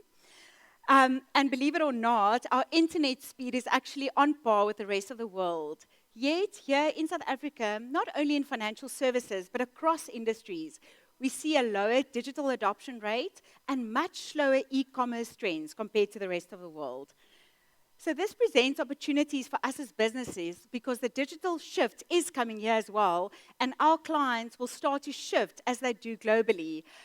It's just not here yet. So in our brief time, I'm going to share a few insights on how we at Momentum Wealth believes that as a platform, we could and should work much closer with you as advisors running advice businesses because we share distinct strengths that are different, and we should also jointly leverage technology to reap benefits from these shifts that are happening in our industry and across the globe. And I'm sure I want to start first by saying I hope all of you follow us on social media. And if you don't, please do follow us, and the marketing guys will thank me later. But Momentum Investments on Twitter, and on LinkedIn, because we share a lot of news on the exciting things that we are doing in our business on social media as a way more effective way than just communicating by email. And we have shared with you on email and also on social media about our very exciting partnership with global technology provider FNZ. And today is not the launch, although I'd like to share a lot more on that. I'll have the opportunity to share some brief insights of some of the exciting and new capabilities that we are developing with FNZ. And the focus of our development is really on disruption in our industry, and especially in your lives as the advisor and as the practices that you run. How do we see disruption evolving, and how do we believe as a platform we can help you to be more ready to respond? Maybe just briefly on FNZ, for those of you that haven't read up on them. They are actually the leading provider of global wealth management technology. They've partnered with 150 of the largest financial institutions globally, and their technology underpins savings and investments for more than 20 million clients. So we're very excited to be working with such an esteemed player, and their assets under administration on their tech is currently at $1.5 trillion. It's immense. So a lot of exciting things that are happening, and I'm going to share a little bit of that. Firstly, before I get to that, I just want to share, we work annually with NMG Consulting. Now, NMG used to have only a consulting leg in the UK, but they're also now in South Africa. And we do that by getting on-the-ground insights from our financial advisors. So we ask NMG annually to come out and interview a number of advisors focused specifically on independent advisors across general practitioners, specialist investment advisors, advisors and management teams of networks. And we ask specific questions. Flobella is going to share a little bit of insights from the DFM study and DFM questions. But one of the questions we asked last year, and the study was run between July and September, so very recent, we ask advisors, which part of our industry do you believe is most susceptible to disruption or change? And if disrupted, would add the most benefit to you? And I think the results are not surprising to you, and they weren't certainly not surprising to us either. Advisors have told us that they do expect, and you do expect, big changes to platforms, our technology, what we offer, and how we engage in the industry. You also obviously expect disruption in advice models, and then, of course, in practice management, which is a very topical subject at the moment. So I think when we talk about advice models, and I want to just go there first, I think when you read up about it, it seems that disruption seems to be a lot more modest, or the expectations for change seems to be a lot more modest in advice compared to, say, industries like telecoms or transport. However, you will agree with me that the experience of advice here in South Africa even, over the short term and definitely by 2030, which is now just 8 years away, will look radically different to what it does today. So instead of spending the last 15 minutes that I have on platforms and our disruption, I would love to spend it on just 3 of the disruptors that we expect to see in advice models and advice going forward, and how we as a platform are investing to help you to be ready to respond. And I'm sure you'll agree with many of these. They're well-researched topics, and I'm sure you read about it a lot. So the first trend that I'm going to talk about is that the future of advice will be hyper-personalized. Now, personalized advice is, of course, far more than client-specific reporting or client-specific needs and goals. I think today, as advisors and as platforms certainly, We use segmentation models to better understand clients' needs, their goals, and their ethical beliefs. But increasingly, instead of only segmenting clients on size of wallet or their wealth, we'll have to consider factors like their digital appetite and their needs for self-direction to better understand how to optimize the way in which we engage with them. Future advice models could even use empathetic artificial intelligence to interpret behavior and to meet the right client needs at the right time. And if you want to stretch your mind a little bit further into the future, and actually today at Momentum, we do have research on this. We've got what we call a mind lab. And what the Mind Lab does is it adds passive sensors. Now, of course, for clients, you have to do that with client consent, but they tested with clients and advisors that they call into the Mind Lab to put passive sensors on your brain and actually on your computer screen. And what these passive sensors do is they actually track emotional insights by looking at a client's facial expression, the vocabulary that we use, and the tone of voice. So very interesting technology that are becoming available to ensure that we can better personalize client engagement. Now, increasingly, instead of just thinking about goals and needs, advice will increasingly have to reflect what clients value most. And I think, one example, if we think of all of ourselves, we are all investors in our own rights, right? And we are increasingly, as investors, considering non-financial factors. I'm sure you are also considering ESG factors when allocating your own capital. Because these environmental and social and governance factors help us to identify growth opportunities. It also helps us to understand material risks in the investment landscape. All of us know today that ESG risk and climate risk equates investment risk. So these factors are becoming more and more important for us as investors. Now today, with the technology that's available in South Africa, I think it's quite difficult for an investor to know whether your investment portfolio is beneficial to the environment or to the society.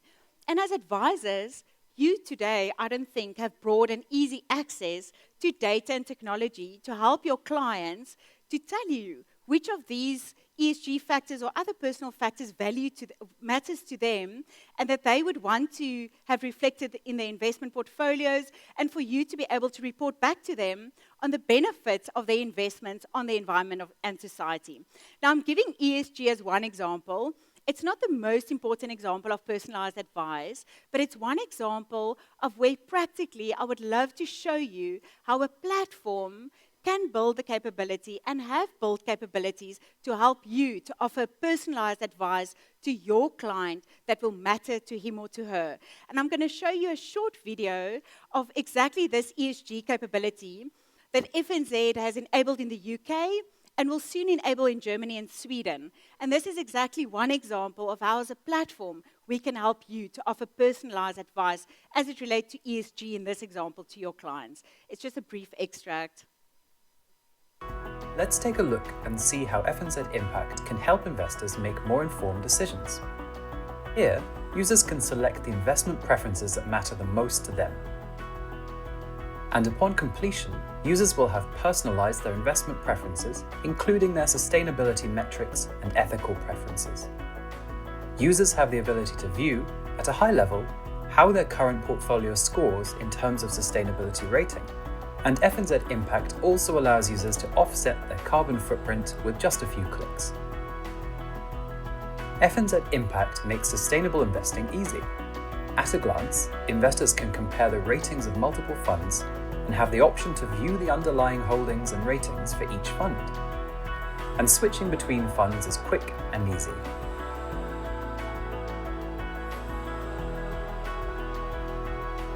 Users can utilize thematic search terms and set parameters to help them make more sustainable, environmentally, and socially conscious investment decisions, the decisions that matter the most to them.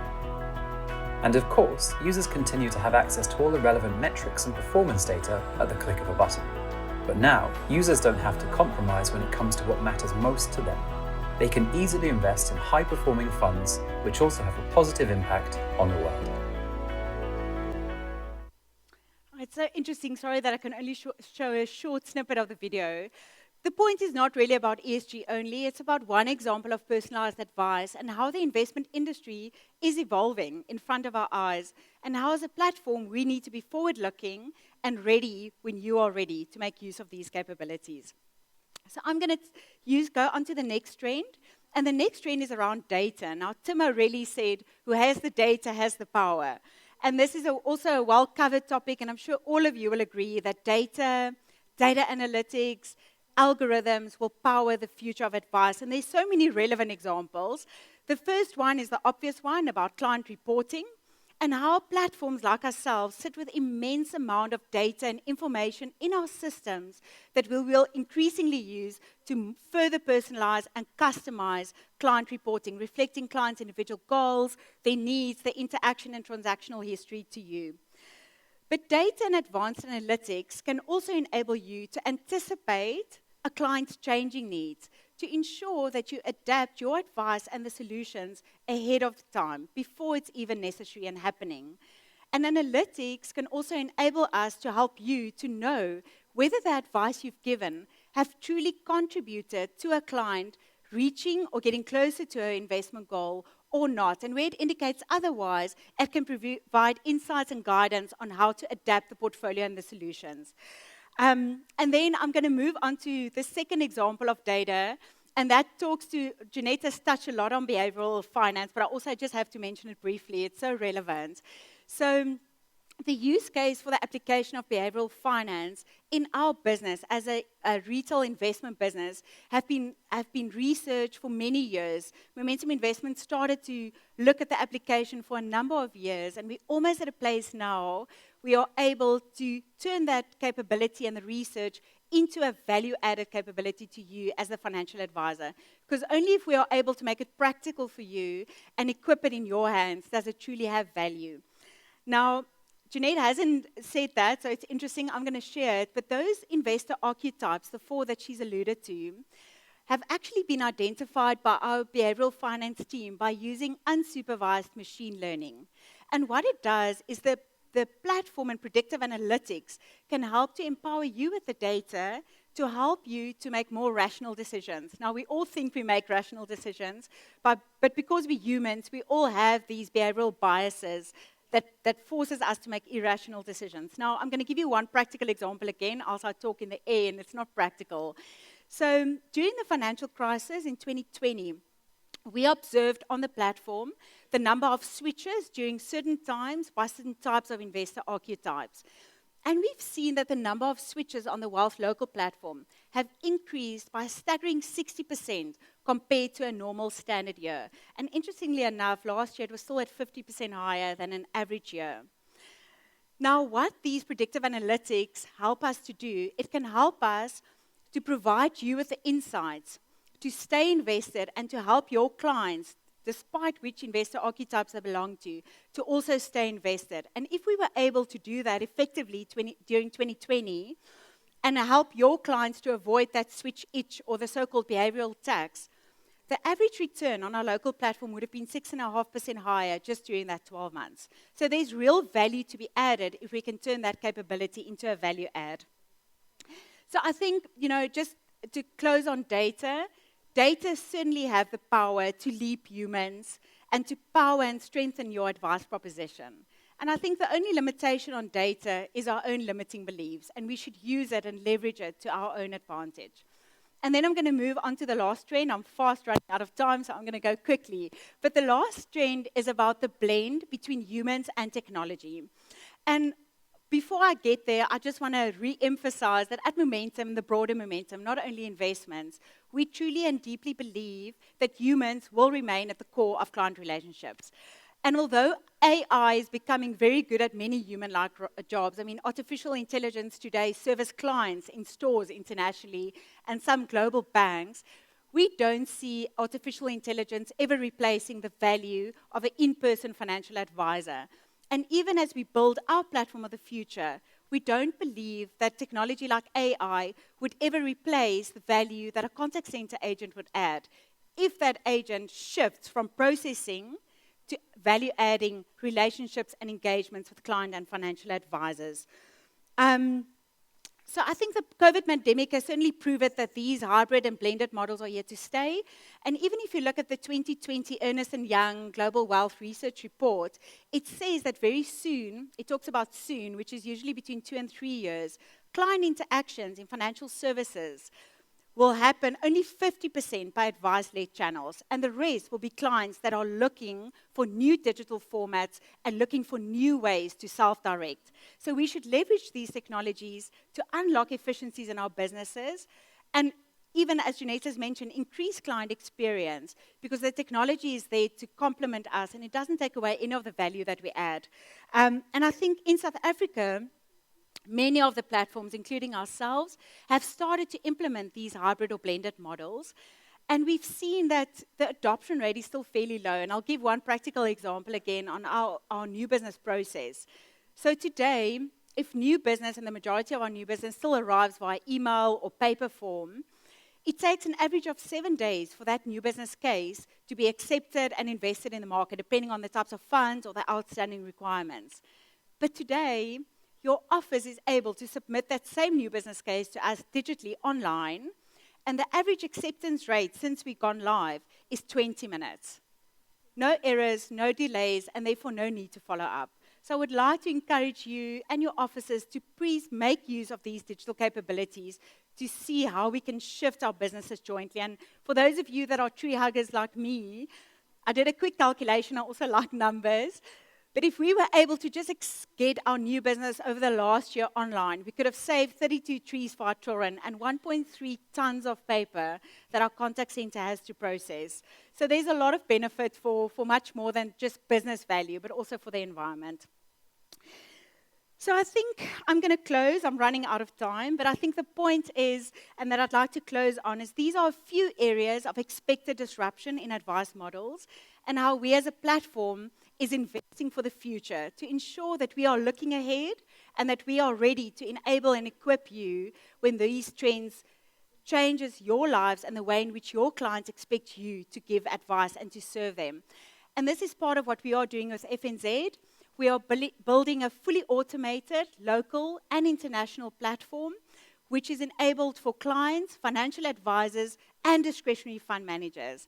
And we are leveraging global technology and bringing it closer to home in the South African context, where it's got relevance and value to you. And therefore, I would also like to ask you that if you are interested in joining our pilot group early next year, that you'll reach out to your investment consultant, because what we build needs to be important and matter to you, and it needs to solve what you need in your practice, else we failed you. And we're very excited to do that. The technology of platforms in future will look radically different to what they do today. And therefore, it's critically important for any platform partner that you work with to make the capital investment now, to ensure that we are ready with technology that's agile and that's able to respond to this disrupted world that we live in. And we're going to share more and more as we journey. We've already started to build our platform. One of the advisors have asked me, are you building it? No, our platform is currently being built, the first part in Boston in the US.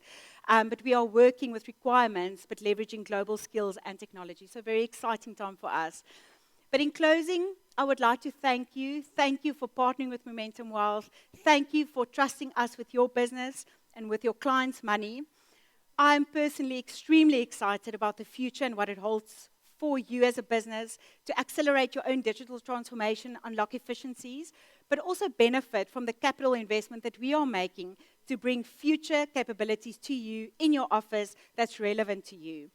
But whilst we are doing that, I'd also like to give you my commitment that we are not stopping our focus or our investment on our current platforms. We have made a strategic decision to continue to invest and not stop investing in the platforms that you are using today. So we're continuing to automate our processes fully straight through and to build out now also our digital suite on our international platform. And we will continue to do that. We won't stop. So thank you. Stay with us. We believe that with us, the future will be more certain. Thank you very much.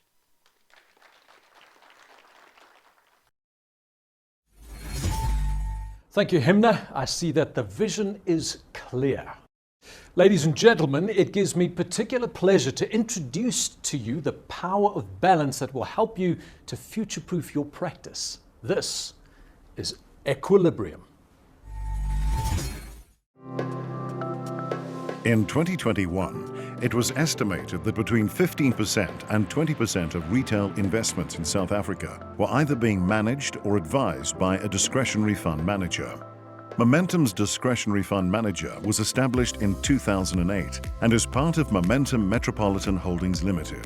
In this time, we built up our assets under management to 13.5 billion rand, of which 7.3 billion came in less than 3 years. We believe the rise of the discretionary fund manager, both in South Africa and globally, was driven by two elements. Firstly, many advice practices lack the in-house investment expertise an asset manager can offer, and this imbalance was exacerbated by the rampant increase in size and complexity of investment markets. By outsourcing these skills to an expert and using the efficiencies that a Category 2 license brings, advisors could remove the investment compliance risk from their practice. Secondly, what worked for advice practices yesterday won't fit in the future of financial planning. Financial advisor practices need an easier way to report to their clients, to manage their investment books, to reduce their investment compliance risk, and to streamline their administration to save time and money. While the need for investment management capabilities and increased efficiency established the need for change, what we could offer advice practices showcased the value of change. We could offer independence in terms of platform and fund manager selection, access to different set of investment manager expertise, and the ability to create continuity in advice practices. Financial advisor practices have evolved and they've embraced these changes. We've also reached the stage in our journey to evolve. Introducing Equilibrium.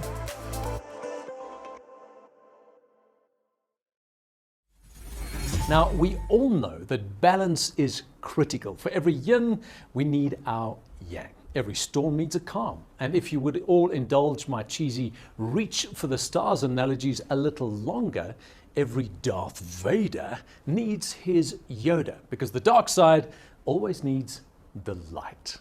Luke, I am your father. How we missed that obvious twist in the tale in the first Star Wars saga is beyond me. Every German kid at the time was, Darth Vader means dark father in German. Hello. Okay, enough of the silliness. Next up, Flobella Yates will let you all know how you can future-proof your practice with Equilibrium. The stage is yours, Yoda Yates.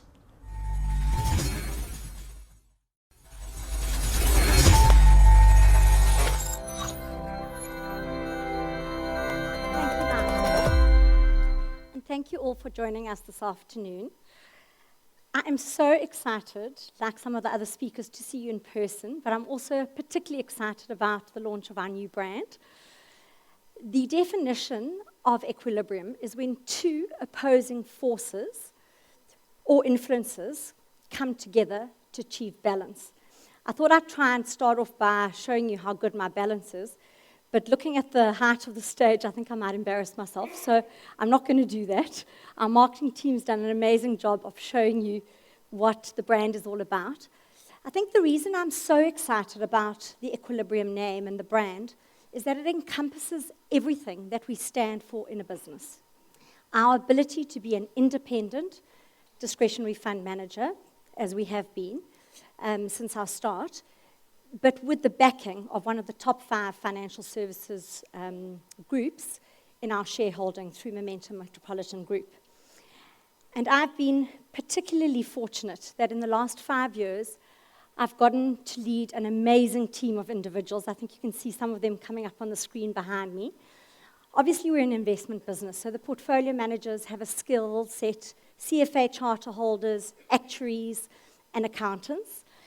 Then we have some business development managers who also, believe it or not, have a CFA charter holder background, but they also genuinely understand advice. And then our amazing operational team that puts it all together and simplifies the investment offering as well as the execution in your particular advice practices. You're probably wondering, what exactly do I mean when I say we've always been about balance as a business? Well, there are 3 main elements that we believe we need to have perfect balance in. The first is human collaboration. We believe in building deep, meaningful, reciprocal relationships with each of you as our advisor partners. And the reason that's important, when I sit here and look at the growth in our assets, I'm so incredibly proud, and to be honest, a little bit emotional, but we're only as successful as each of your practices. So thank you. I look around the room and see so many of our clients in the audience. Thank you for the faith you've placed in us. We'd like to continue building on those relationships. And those of you who already use Equilibrium will know that we start off our relationship trying to understand your practice, the challenges you are solving for, and how together we can then build solutions that help you keep your clients invested. And you saw earlier the value of keeping them invested in some of the slides that Himna shared with you. The second area where we believe we need to bring balance is inefficiencies.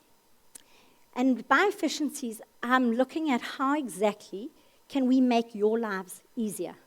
As a financial advisor, you know better than me that if you're sitting with a client and they invested in 5 or 6 underlying funds, and you wanting to work out how they've done when you meet with them, you've got to pull the 5 or 6 different fact sheets. Then you have to work out exactly what the asset allocation is, so how much is sitting in equities or bonds or cash, local, offshore.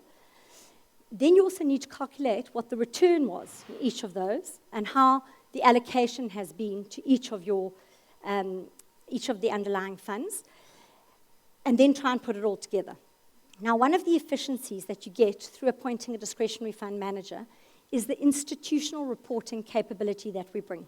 We actually combine it and show it at the combined portfolio level. So when we do our report backs and give you the quarterly investment reports, and in fact the monthly fact sheets, it actually looks at the attribution. What's driving performance?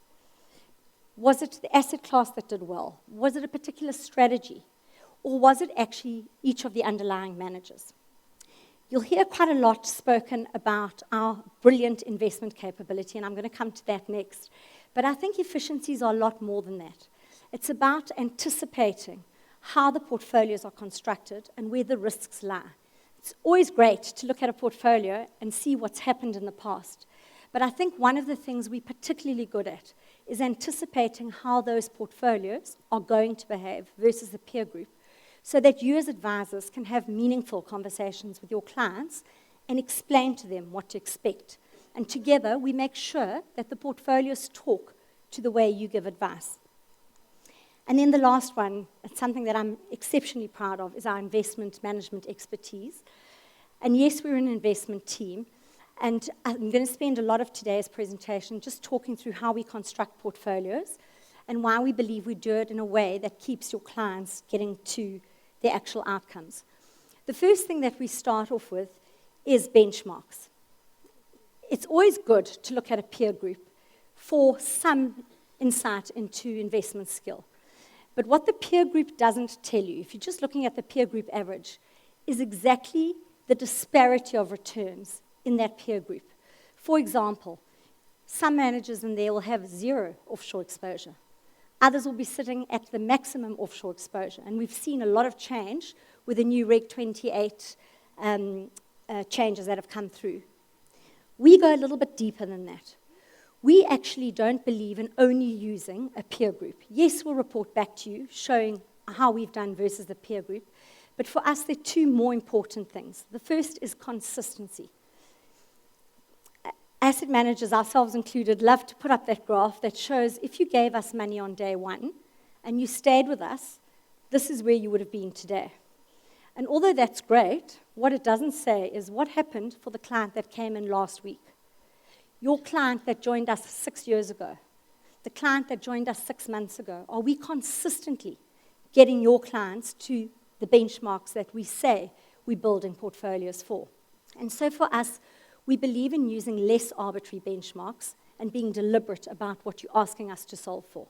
For example, are you wanting us to outperform CPI? Is that the benchmark? Let's make that the outcome or the benchmark in the actual portfolio. And then we go a little bit further, and I'll share with you exactly how we do that. So if equilibrium is about balance, 2 sides of the same equation, Why is the client objective so important? Apart from the obvious fact that if you are solving for something in your advice practice, income for a client, or all your clients are actually retired and they're not interested in CPI, they want to know what their return looks like versus what they can get in a fixed deposit with the bank, it's important that the portfolios talk to that. And so we follow a 3-step process.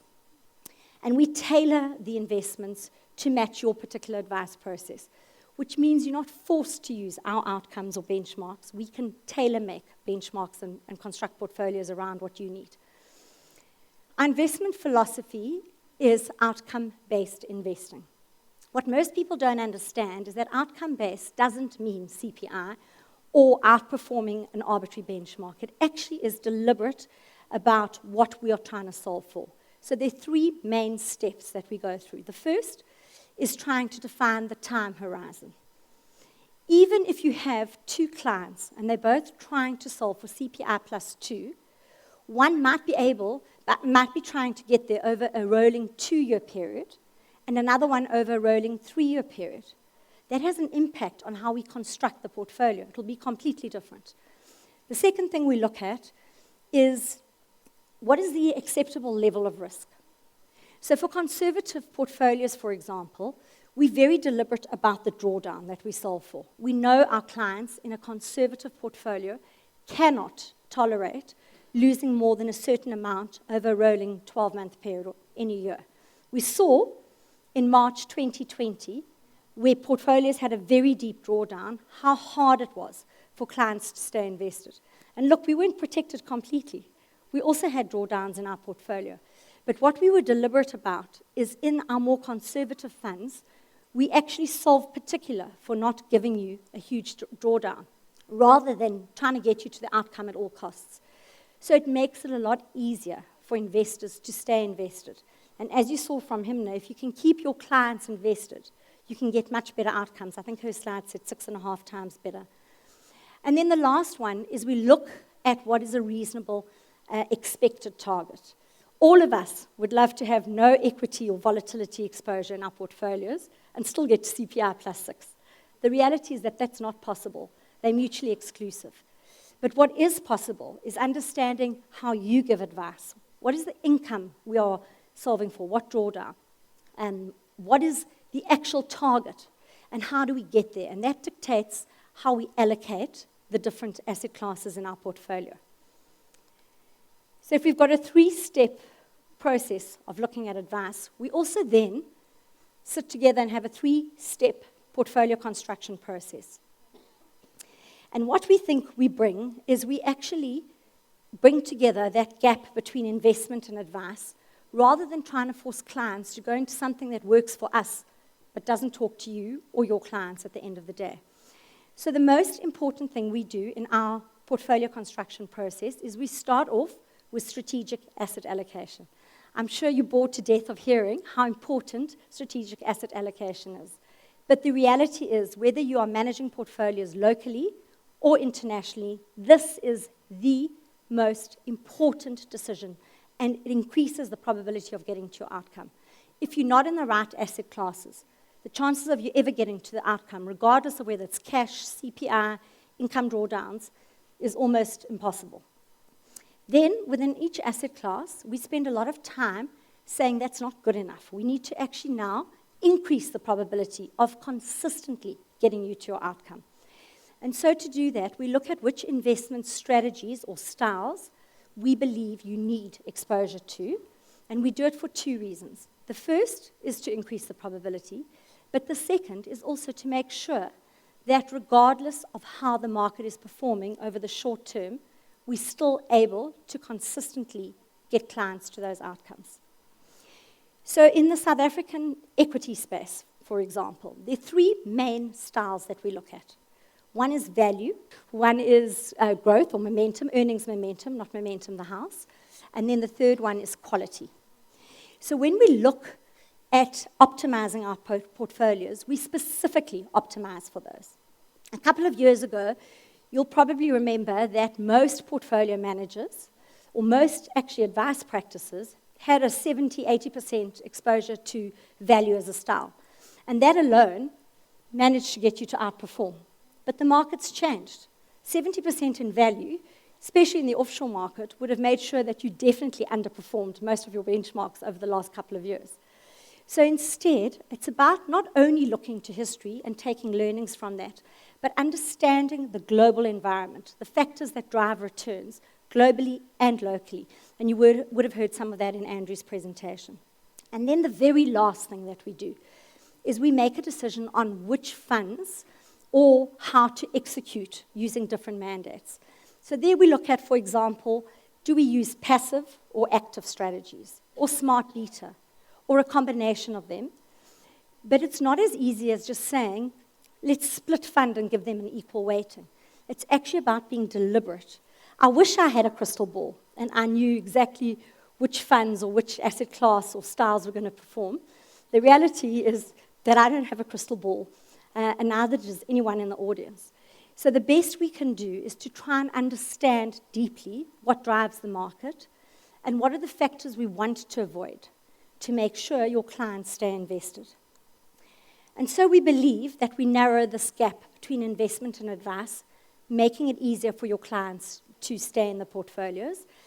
And those of you who are our clients will know that the outcomes over the last 2 years were far better than what some of the other competitor funds did.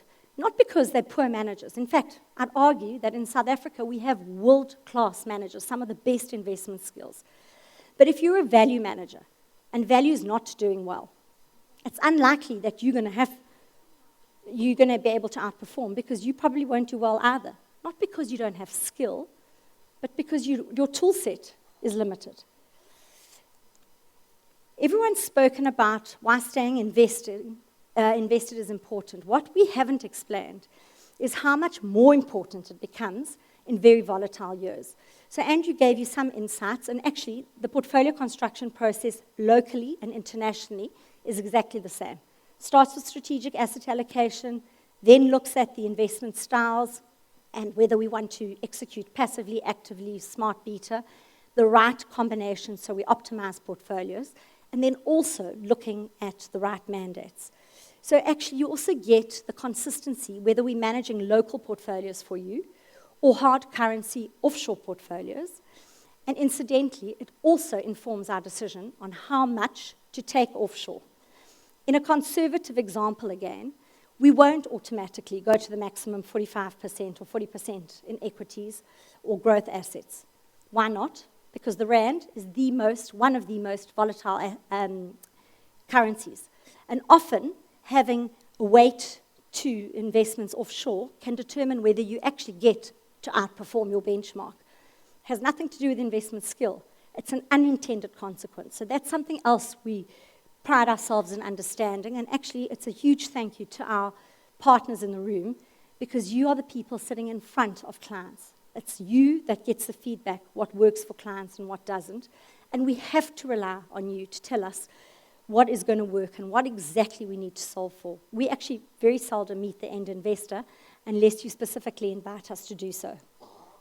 Okay, so why is the divergence of returns so important? If you stay invested through the cycle, you probably are going to protect yourself from your own worst behavior, trying to time the market. But the reality is clients don't stay invested. Life happens. They tell you that they've got a 6-7 year time horizon, but then a geyser bursts. They suddenly have a death in the family. Or they need to buy a new car that they weren't expecting to do. Save for a wedding, children's education. Each of our clients has different needs.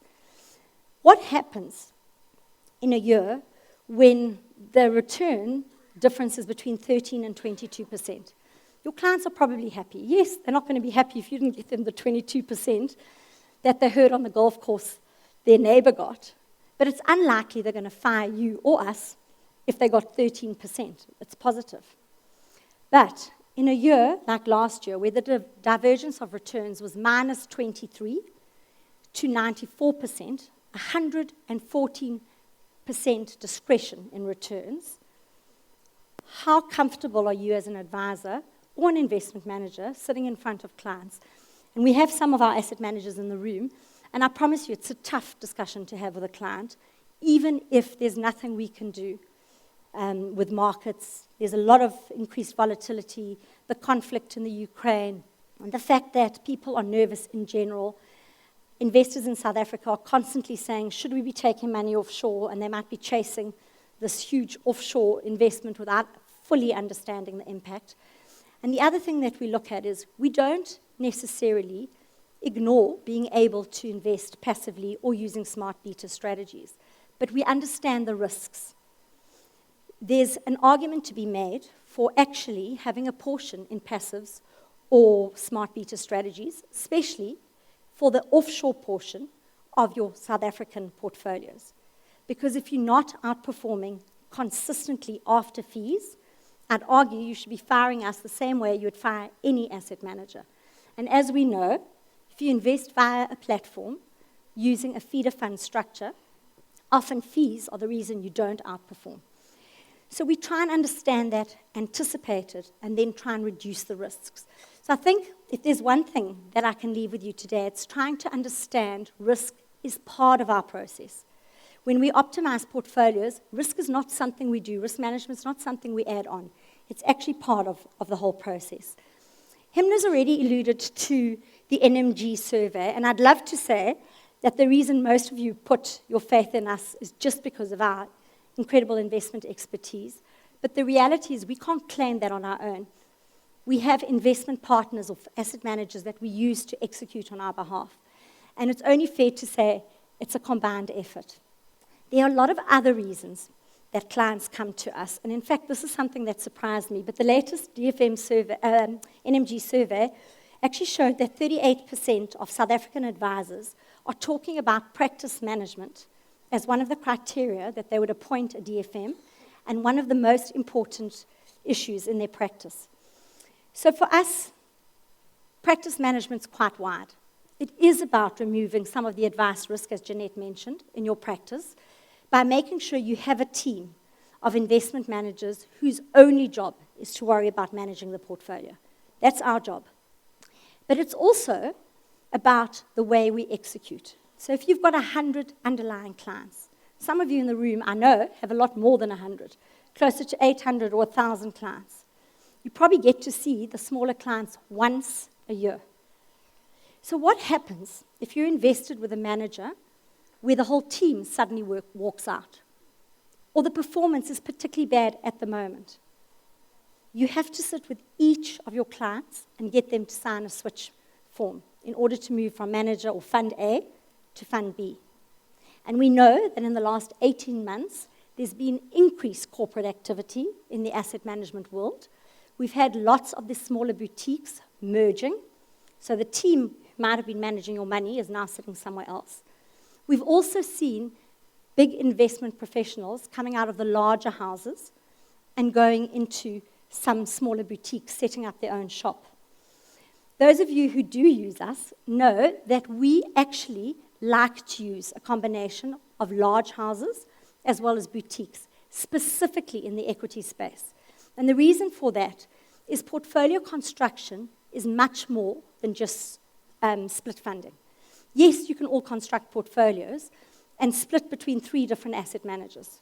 But I'd argue if they're only large managers and they follow a valuation bias, you're actually increasing your concentration risk rather than building a truly diversified portfolio.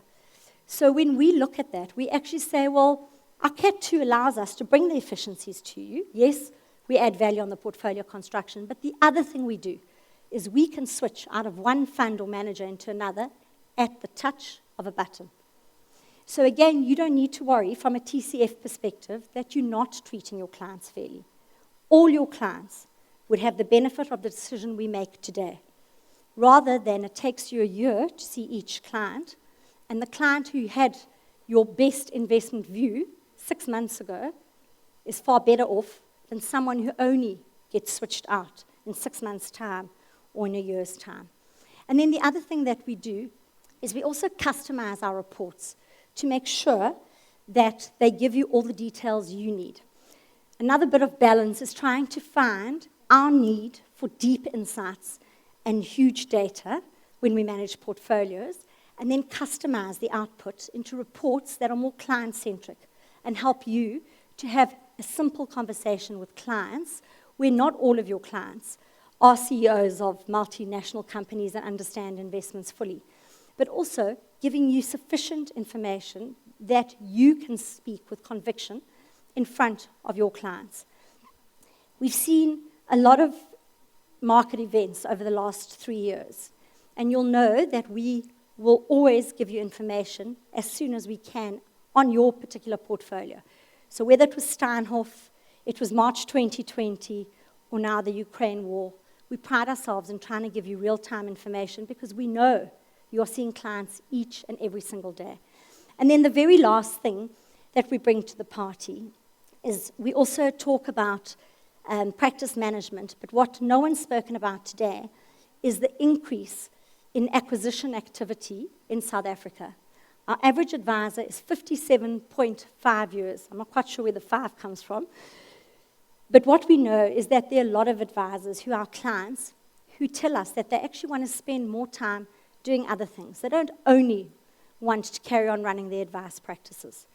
So they're looking at succession planning, bringing younger paraplanners or other advisors into their business. We've seen an evolution of advice, and I think either Himna or Jeanette alluded to it earlier, where people are starting to go from single practices and joining networks, or even loose networks, where you might still keep your own advice practice independent, but maybe on the investment side, you have one combined investment outlook. The other thing is we know there are lots of new entrants into the market. The reality is that we want you to extract the maximum value for the effort you have put into your practice. And whether you're looking to just grow your book, sell a book, or acquire a new book, we know it's a lot easier if you have a simplified investment offering with 5, 6, or 7 underlying portfolios, rather than trying to put 2 books together with 100 different underlying funds, often in different fee classes. So that's something we also pride ourselves, and we spend a lot of time in your own practice trying to understand. We know time is precious, and saving time saves you money. So please rely on us to do that for you if you've chosen to partner with us. And the very last thing, I don't think that an investment presentation would be complete without talking about fees. So if you are looking at appointing a discretionary fund manager, whether it's ourselves or one of our competitors, I see there's some of our competitors in the room, you'll see that all of us believe deeply on paying a fee for the service you are getting. Not all Category 2 managers, or DFMs, as they're loosely defined, offer all the services.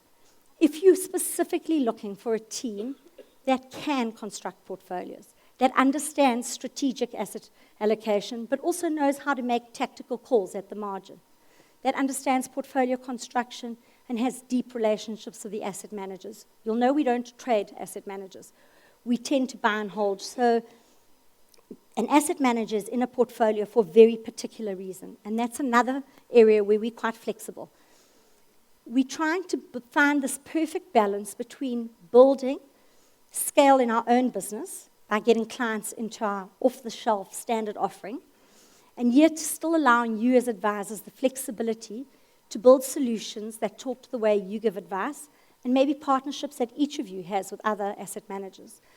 And so, as long as the asset manager is on our buy list, we are flexible. We don't force you to use our off-the-shelf offering. We can actually allow you to make a different construct. But it's important to understand how important that is at portfolio level. And by doing that, you're then able to switch one fund for another. But it's not as easy as saying, well, I don't like this boutique that you use. Let's rather give all the money to another asset manager or another boutique or a large house, because you're not getting the same. You've got to look right through to the holdings. And so when we construct portfolios, fees are important, but I want to make it very clear that the fee decision never drives our investment decision. We have a fiduciary responsibility to every investor who signs a mandate with us, and we make our decisions based on investment reasons first and foremost. But we do charge a cost-plus fee, which means that we take all the underlying fees that we use in the portfolio construction process. You need to combine those and then add our fee over and above that. Remember, a discretionary fund manager is a professional investment service. It's about the investment skill they bring, but also all those other added values to your own practice. And there's a fee for that. What you need to do when you're looking at a discretionary fund manager is understanding, do they offer all the services that you're looking for? And is the fee you're paying appropriate for the service you are getting? And then you need to actually look at the total fee. Our fee plus all the underlying manager fees. And please look at the total investment charge, because that takes into account whether your asset manager trades actively, like a Fairtree as an example, they trade a lot more, whether they tend to hold through the cycle like a Fort, and also what they bring. An example, those of you who use our funds know that we use Coronation quite actively in the local and offshore fixed income space. And some of their fees may look higher, but we understand what we're getting from that house. And we understand the skill they bring to the portfolio construction process. So we would never exclude them purely on fees. And if you're asking to solve for a particular risk budget, we can also construct portfolios as long as you understand the risks. Investing, for instance, passively in South Africa means you're taking on single stock risk. We've got 3 very large stocks in the index, 1 particularly large one.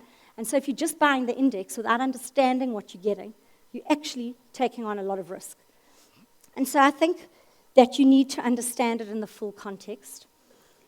When I stand in front of an audience like yourselves, I really am humbled. Thank you for the support that each of you has given us. We wouldn't get 13.5+ billion rand without your partnership. And I value it deeply. In fact, the whole team is so proud of the partnership we have with each of you. And if you're sitting in the audience and you haven't yet spoken to us, some of our portfolio managers and myself will be around afterwards. Please come and chat to us and see if there's any opportunity for us to work together. It's always easy when you're standing on a stage trying to get new business to say we believe in partnerships. But those of you who have been our partners know that the longer we work together, the richer that investment and consulting advice relationship is. We understand your practice better, you understand ours, and we truly, our investment team is an extension of your practice. We become your personal investment team. You don't only engage with us quarterly, you engage with us whenever you need to. Thank you for the faith you've put in us. I know that I'm standing between you and our guest speaker, so please join us afterwards, and maybe some of you can show us how we can balance a gin glass and a wine glass, or maybe a coffee and a water, if you like me. But thanks again, and lovely to see you all in person. Thank you.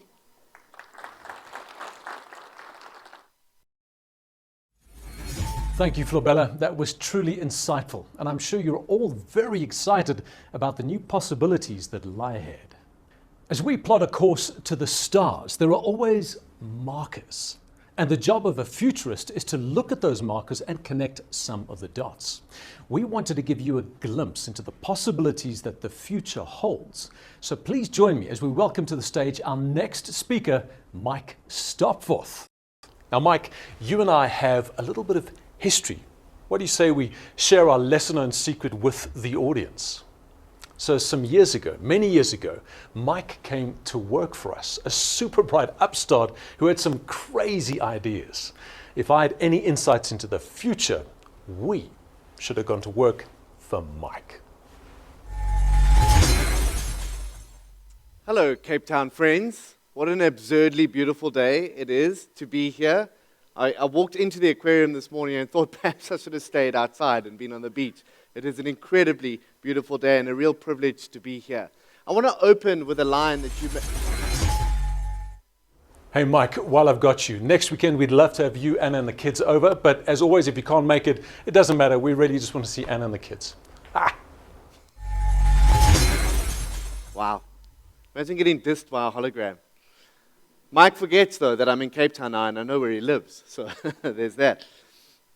If there's been one golden thread that's run through every single presentation today, it's been that collectively, as a species, we're pretty poor at imagining our future, imagining how the world might look in the years that lie ahead of us. And I think this is particularly true for how we think about technology and our collective relationship with technology.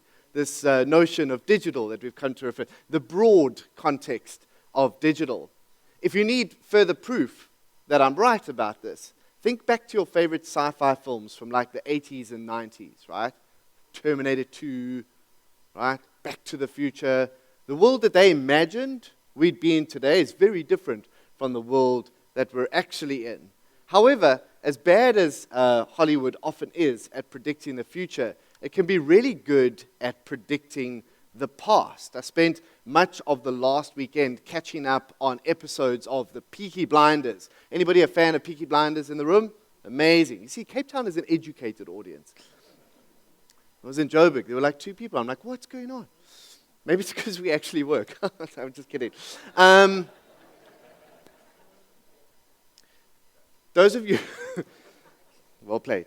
Those of you who've watched the Peaky Blinders will know that familiar opening sequence from the series, right? That broody, dark, dingy music, this depiction of fire and brimstone and smoke in industrial age Birmingham in England in a time when most people's offices looked a little bit more like this and not like the cubicles that we find ourselves in from day to day, right? This is a setting that I think is pretty interesting. As I mentioned before, Hollywood is terrible at teaching us about the future, but quite good at depicting the past. And history, as it turns out, has a habit of repeating itself. If we're intentional and if we are considerate, perhaps we can notice some of the trends, particularly the way we've behaved around change in the past. And maybe it can tell us a little bit about the world that we're in today and enlighten us about the world that we might face tomorrow. The story that I want to share with you is about one such factory, a Peaky Blinders type factory, right? So this factory, you'll see, I've used a cleverly placed little arrow to show you right up on the top. There's 2 drive shafts that run down the left and right of the factory. It's a typical assembly line type environment. There's machines that run in series. Each of those machines has a job. The machine is connected to the drive shaft using a belt, and the drive shaft, in turn, is connected to a massive steam turbine that sits outside of the factory, the primary source of power in the period, right? A fairly efficient system, a system that gave us most of industry at the time and really sparked the revolution, the industrial revolution that meant that we advanced dramatically technologically as a species pre and then during the 2 major wars. But around the same time, a new piece of technology entered the fray. Call it the industrial age internet, right? This magical new piece of technology was called electricity, right? And when electricity was introduced, it promised an entirely new way of thinking about designing this kind of environment, right? Perhaps we could do away with the big, noisy, polluting, dangerous steam turbine. Perhaps we could redesign the space. Perhaps we could think about efficiencies, shift work, maybe redesigning the ergonomics of the factory. But unfortunately, it wasn't people like this guy who'd owned this factory for years and had established his business and his industry through it who really used the new technology of electricity to adapt. The people that really disrupted guys like this, the incumbents, were entrepreneurs. They were new entrants. They were people that hadn't sunk thousands, maybe even millions of pounds into building these types of spaces and investing in this type of machinery, right? Do you want to know what most factory owners of this period did, how the factories changed when they introduced an electric motor into the system? I've actually got a picture of it. Let me show you quickly. This is the before. This is the after. So here's the before. And here's the after. There we go. The reason it looks the same is because the only thing that changed was the source of power. What they did essentially was take the steam turbine off the side and plug the electric motor on. That was it. They didn't use the new technology to redesign the way that the service was delivered or rethink the space or to empower staff or deliver a new type of service. They essentially said, well, just augment the thing that we've already got with a nifty new thing that's been introduced to us. And so often when I engage with clients in trying to resolve and trying to understand, trying to navigate the challenges and opportunities of this new digital era, this is the type of behavior that I see prevalent more than anything else. If we just buy the right piece of software, if we just get the right equipment, if we plug the right technological layers onto our business, it will solve our problems for us, right? But often, putting technological layers on top of business processes that are inefficient or even dysfunctional doesn't really fix them at all. What it does is it amplifies the brokenness and dysfunction. Technology is an accelerant and an amplifier rather than a magical fix-all panacea. So we're talking about technology as an innovation and something nice to have and something that we can use to dramatically improve the way that we design and deliver our offering to clients. But over the last 2 years, the luxury of thinking about technology is, I put the white slides in there because it wakes you up immediately. You're like, over the last 2 years, some of the luxury, as we've said before in other presentations, of adapting was taken away from us. It became a prerequisite rather than a nice to have. And what was really interesting for those of us whose jobs it is to think about the way that organizations deal with change was to understand why some organizations adapted so well in the face of unprecedented new challenges, and some organizations really struggled. One of my favorite stories, personal experiences during this time, was that of my friends at Macro. Right at the beginning, hearing that we'd be going into a hard lockdown, I did what many of you did and logged on to Macro's website to buy a whole bunch of what I deemed to be a very important personal transformation mechanisms, some exercise equipment for home, right? I decided that I was going to get fit during hard lockdown. I bought kettlebells, I bought an exercise bench, I bought a skipping rope, I bought the elastic bands. They're still there. I've used none of them, right? But I was determined that I was going to use this downtime as constructively as humanly possible. And I was excited to see that Macro had launched what they called their click and collect service. And for somebody who was feeling particularly COVID cautious at the time and didn't really want to be exposed to people unnecessarily, I thought that this was a great innovation. What I could do was go to the Macro website, add a whole bunch of cool stuff to my cart, and check out, and then go there to Macro, to my local Woodmead branch, drive straight through the parking lot to the click and collect center, scan a barcode, retrieve my goods, drive home without being anywhere near all of the weird infected people inside. Bonus, right? So I arrive at Macro, process my order online, arrive at Macro, I get my little PDF with my barcode, I drive through the parking lot, I get around to the back where the wholesale trade entrance is, and there's a window that has been dedicated specifically to click and collect. It's got a sign on the top, that's how I know. It's been printed out on somebody's dot matrix printer, click and collect. And there's like a little console, and then there's a monitor, which I assume would be the place where I'd scan my barcode. But there's nobody there, the monitor's off and the door's shut. Confused, because this is neither clicking or collecting, right?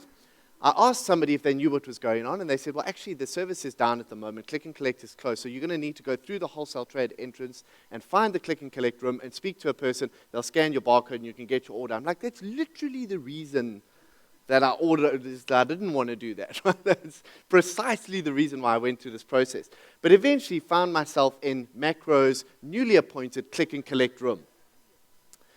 And it became quite apparent really quickly that this was a visceral example of a business that had gotten very good at doing something the way they had done it for a very long time, and then was suddenly presented with very different circumstances, had attempted to put a technological layer on to deliver a service or deliver an improved experience to a customer, but it suddenly had all of the dysfunction, all of the inefficiency of their system exposed.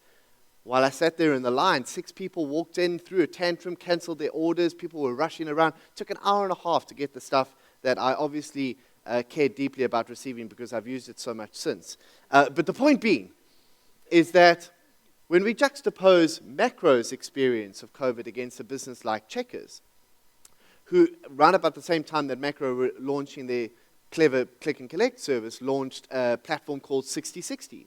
Which I think many of you will agree has not just revolutionized Checkers' delivery of its value proposition to customers around the country, but maybe challenged the entire retail industry's thinking around fulfillment and around customer experience. Completely changed the level of expectation clients have. And after all, happiness equals expectation minus reality. So if you can set a new level of expectation, you have a remarkable competitive advantage. And I would love to tell you that Checkers, at the moment that hard lockdown was announced, assembled a room of high-powered coders and strategists and designers and developed this app in 48 hours and launched it and it worked. That isn't really the truth. 60/60 was in the works for quite some time before COVID hit us. The fact that COVID hit us around about the same time that they wanted to launch it was extremely fortuitous for Checkers. In fact, it made the timing around it was absolutely brilliant. Can't help but wonder if maybe it would have been a different story if it had been launched in a perfectly reasonable or normal time, as if there is such a thing. But what is interesting is that Checkers, knowing that their existing business model needed rejigging, needed shifting, had anticipated and had welcomed an opportunity to shift and change and innovate. Sometimes, our ability to respond, in fact, I'd argue more often than not, our ability to respond to change is determined almost exclusively by our attitude towards change. And maybe in the case of Checkers, our appetite for change, a desire to shift the way that we deliver what we do, a desire to challenge the norms and assumptions that dominate our space, even if we don't have to, even if nobody's asking us to shift or to change or to modify or to evolve. Those are the businesses consistently that in the face of unprecedented and uncharted change, pivot brilliantly, sustainably, and prove us time and time again that really evolving, adapting, innovating is not so much a function of buying a new piece of technology or having a bigger bank balance than somebody else or having access to technological infrastructure that your competitor doesn't. Sometimes it's really just a function of culture, which is almost always a function of leadership. The one common denominator of the businesses that did brilliantly well in the face of COVID was exceptional leadership. Leadership that had an appetite for change. Now, before COVID, we used to talk about this kind of adaptation using the term digital transformation, right? At the tail end of my career in Cerebra, the business I used to run, I heard this phrase being used over and over again in meetings and in conferences and mentioned in articles. If nothing else, the consulting industry is impressively good at coming up with buzzworthy or hyped up terms that nobody really knows the meaning of, right? Where there's mystery, there's margin. You never heard me say that.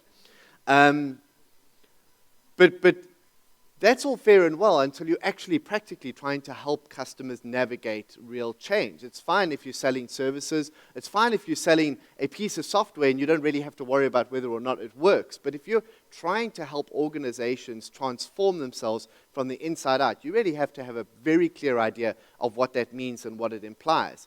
So I spent a lot of time thinking about what digital is and isn't, really is and isn't. And I think it's three things. But I think when we talk about digital, we only mean one of them. So I want to share those with you quickly. The first thing I think we mean when we say digital is hardware. This stuff, devices, right? Your laptop, your phone, whatever it might be. But if it is just hardware and transformation was just about hardware, then all you need to do is buy brand new phones and new laptops for everybody in the office and you'd be magically digitally transformed and you'd solve all your problems. But you and I know that that's not the truth. It's not really about the hardware. In fact, if this is not charged, it's just a glorified paperweight, right? What makes this thing magical, what makes it interesting, what makes it useful is this layer of software, the second thing that I think we mean when we say digital, that lives on top of it. This interface that talented engineers can create that give you and me, ordinary human beings, right? Because if you've ever met a coder, you know that they're a different species. Ordinary human beings, the opportunity to engage with this technology in powerful and meaningful ways. But it's not software either that we mean when we say digital. I think it's the combination of the two. It's the combination of digital, hardware, and software that makes, really, experiences, products, and solutions that, until quite recently, were considered utterly magical possible for us. Experiences and solutions that are borderline wizardry, if you think about it, in reality. I spent yesterday evening in a hotel room. I left the hotel room this morning, right? I opened up my phone. using a fingerprint sensor. I pressed a button. It pulled up a fancy thing called an app. I pressed another button, and a stranger in a car arrived. Right? I climbed into the car. I didn't have to say anything to the person. I did, but I technically didn't have to. I didn't even have to tell him where I wanted to go. He magically arrived at the place I wanted to go. I climbed out. I pressed another button. He got paid. Then I left. That's wizardry, guys. That's amazing. If we think about the apps that have fundamentally changed the way we think about business and industry, the apps that have disintermediated established incumbents, the apps that really redesigned the factories, right, that have dominated the world of today, what they did, or what they've done, what they continue to do, that is so revolutionary, that is so earth-shattering, is that they've monetized trust. They figured out how to use technology to narrow the gap between what a service provider could know about its customer and what it does know about its customer.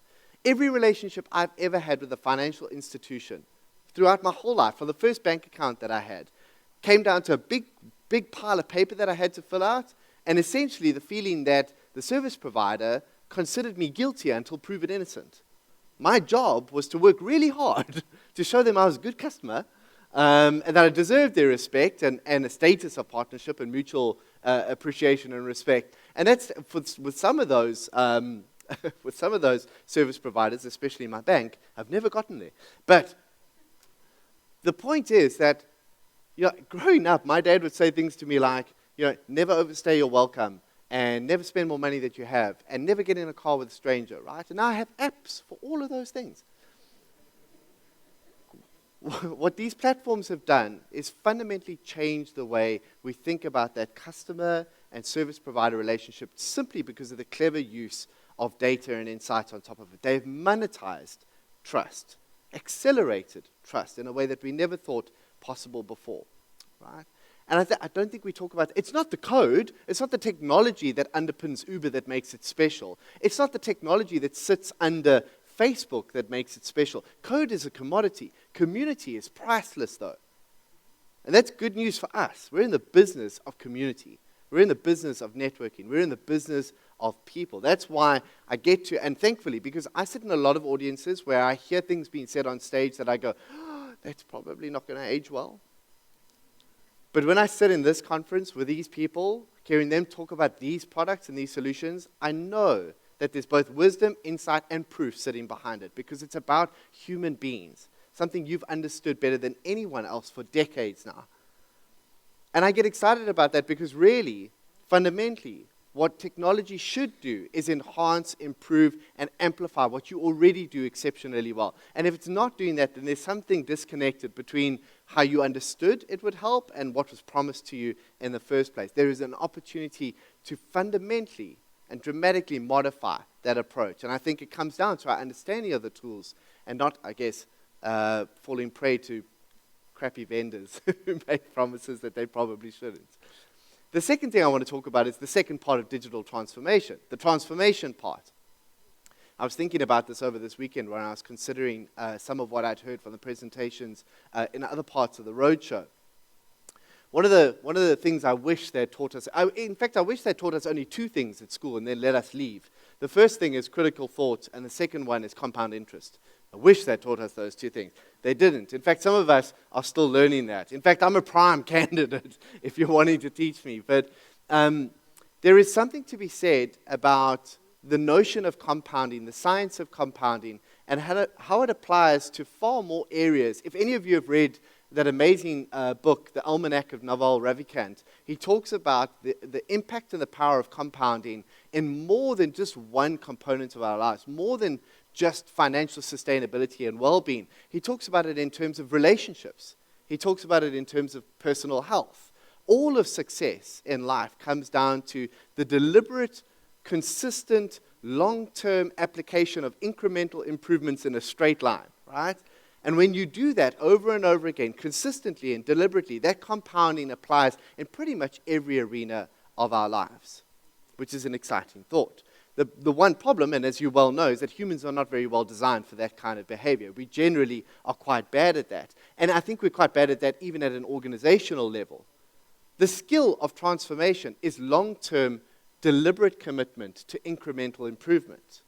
But what I see most organizations doing when it comes to digital transformation is looking for quick, short-term goals with little innovative projects or the purchase of a piece of software or a slight change in infrastructure, and then wondering why the benefits don't last, wondering why it doesn't actually sustain for them and the people that are using it. Transformation really is more about an inside-out change in behavior, change in priorities, change in strategy entirely, which means that it might not be the right strategy for every organization. It might not be the right approach for every business.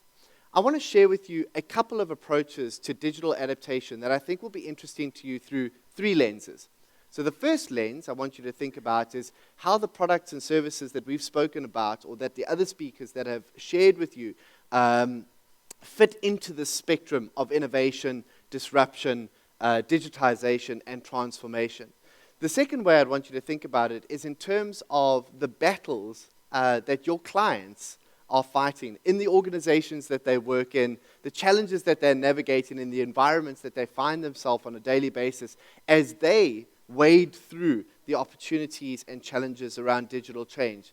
But then, lastly, I'd want you to think about it in terms of your own business and where you're at and what your challenges are and what the opportunities around digital change might look like. So while some of the examples that I might give you apply or look like corporate examples, and they are because those are many of the case studies that I've studied or been involved in, these should theoretically apply whatever type of organization you find yourself in or your clients find yourself in. I think that there are 2 questions every leader must ask themselves, every business leader must ask themselves if they're going to make an appropriate choice around what type of digital strategy to employ for their organization. The first question is, how susceptible, how vulnerable am I to disruption right now? And when I say am I don't just mean your specific business. This might be your sector, your industry. Maybe even it has to do with kind of the geography that you operate in. How vulnerable do I feel to disruption and change right now? And this is an important thing to ask yourself and answer honestly, because the way that we answer this question indicates the level of emotional knee-jerk responses we're going to have to changes that come into. I mean, we've spoken about this in terms of people's long-term commitment to investment, but the same applies when we have to make decisions around technology in the face of change. Making an emotional choice out of a place of fear or jealousy is never a good reason from a business strategy perspective. And we see that reflected in personal behavior, but we need to remember it from a leadership perspective as well. The second question we need to ask ourselves is, what is my time frame for value creation or value extraction? How long am I in this for? Right? Now, the answer, if I said to you all now, how long do you want your practice to be around for? I'd be surprised if it wasn't as long as possible, Mike. I don't think anybody in the room is going to go, I don't know, 18 to 24 months, right? All of us want whether the businesses that we work for or businesses that we consult to or businesses that we run, to be around as long as possible. But we don't always behave in a way that is requisite or compliant with that belief or hope. Sometimes, organizations find themselves in a paradox because the people that are most influential, the most powerful in those organizations to affect meaningful change in the long term are also the people with the shortest time frame for value creation. They're only really worried about the share price or worried about what's going to be happening in the next quarter or concerned about what the next 6 months look like, not really what the next 6 years or 16 years look like. This is the challenge of modern leadership. How do we think about being relevant and competitive in 10 to 15 years' time, but also manage the changes and challenges that are in front of us today? Digital transformation, I believe, sits on the bottom right-hand side of this quadrant. Digital transformation says that if you feel that you have a relatively low level of interference or disruption inherent in your business model right now, but a relatively long time frame for value creation, this is the approach. It's an inside-out, deliberate, incremental adaptation to changes around you, right? Hopefully, something that you commit to doing forever. Transformation, I don't think, is a project. Again, it's a mindset.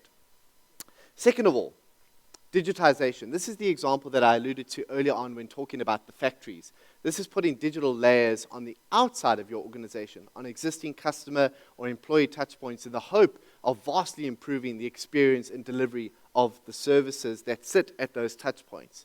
But again, the emphasis here is having a watertight business model, watertight operations and processes so that the technology doesn't land up amplifying the dysfunction or the inefficiency of it.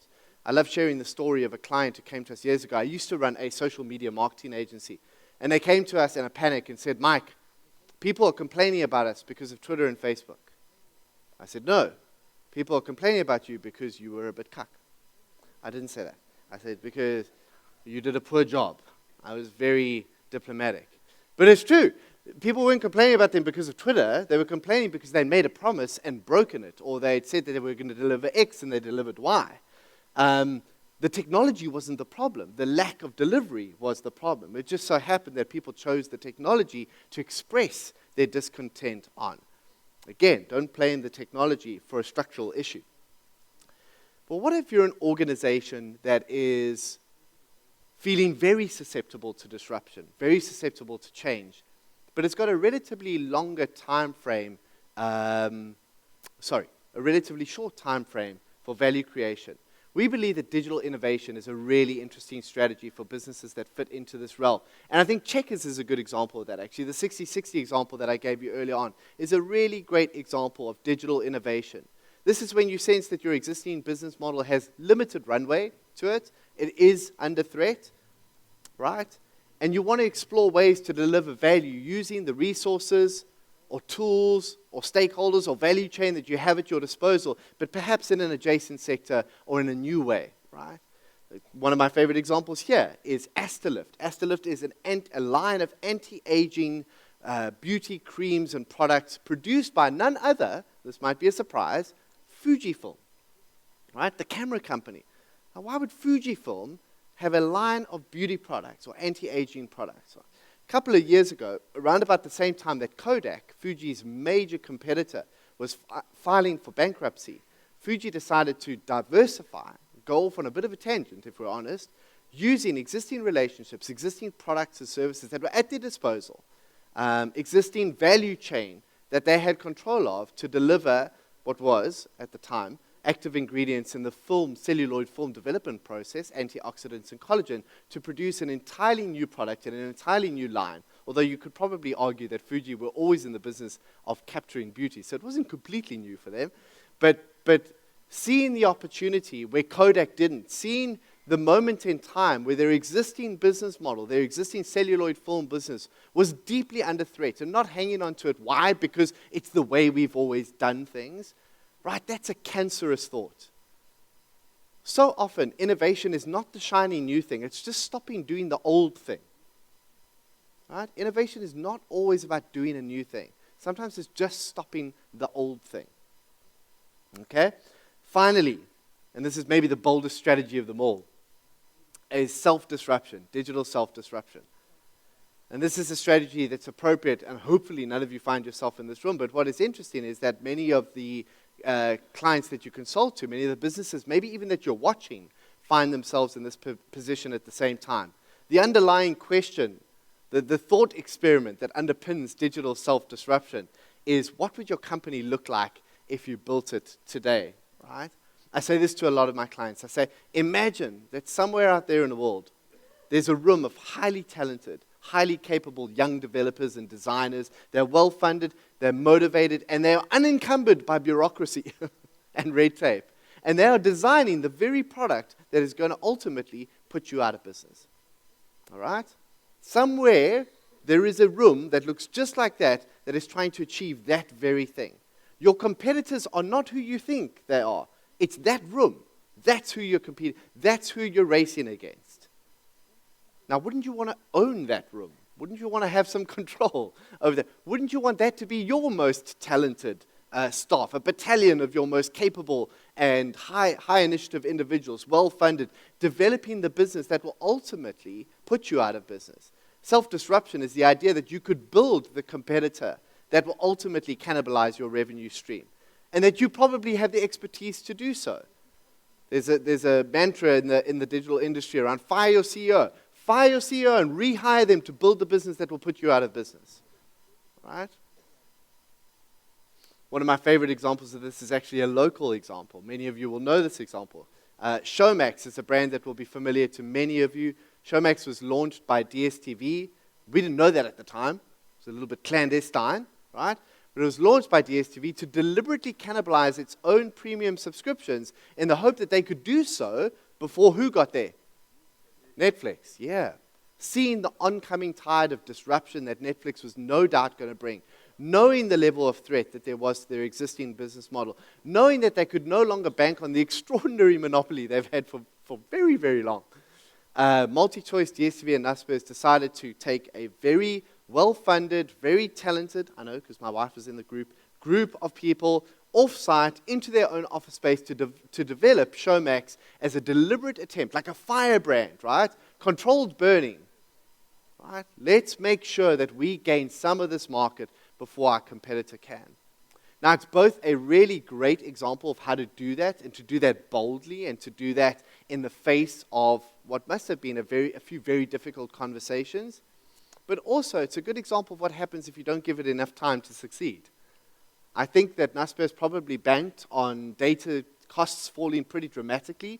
We're hoping that Showmax would gain a lot more ground than they initially thought it would. But when it didn't show those early signs of dramatic growth and overwhelming success, they decided to pull it back into the MultiChoice stable, bolt it on to the DSTV premium subscription, and in so doing, maybe diminish the validity and the value of both of those brands as independent players. Self-disruption is an incredibly profound, incredibly bold strategy, but certainly one that I think we're going to see more and more organizations adopting as they realize they have to before the competitor gets there first. So a couple of points in summary, and thank you again for your attention on this beautiful day in Cape Town. Adaptability is a function of leadership and culture, not how much money you have in your bank account, not how big you are as a business, not what technological infrastructure you are. It's about your attitude towards, and maybe even your appetite for change. Second of all, digital creates opportunities that didn't exist before. It's a magic connect the dotter, right? This is something that Steve Jobs said. Reimagining ways that services and products can be delivered almost borderline in a magical way is really the superpower of technology. And if we can think of it from that perspective, we can start to see how it could dramatically redesign the way that we think about value and service delivery. There's extraordinary power in scale, obviously, off the back of technology, and in partnerships. This is a point that I land every time we do this presentation, specifically because of what's been spoken about today, and especially in South Africa. There is more than enough opportunity for us to seek partnership and collaboration over and above the age-old, industrial age principles of competition. And then lastly, there's no excuse for not knowing. You don't have to be on Twitter, tweeting every day, to be appreciating that Twitter is probably changing the way that we think about journalism and media and news and society and the political spectrum. You don't have to be trading NFTs, as Jeanette was talking about earlier on, to appreciate that decentralized finance is maybe a challenge to the traditional centralized financial system. You don't have to be in the technology to appreciate that the technology might change the way that you work, might change the way your business works, might change the way your customers are thinking, might even change the way your family works, right? But there is absolutely no excuse for not knowing. So go out there, discover, read, invent, learn, and I look forward to seeing what you'll create when you do. Thank you for your time.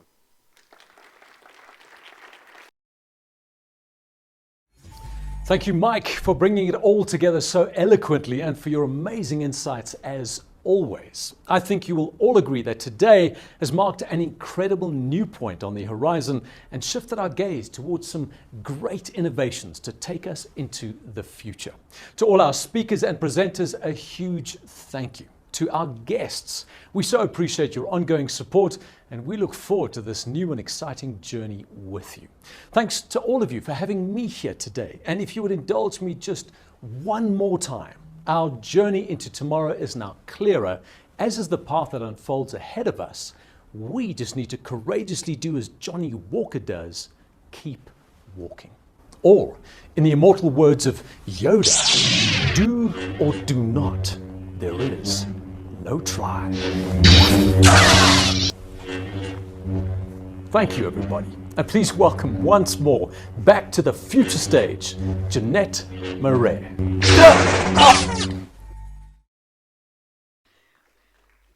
Thank you. I think if any of us, Michael, actually had the most fun, you can clearly see that.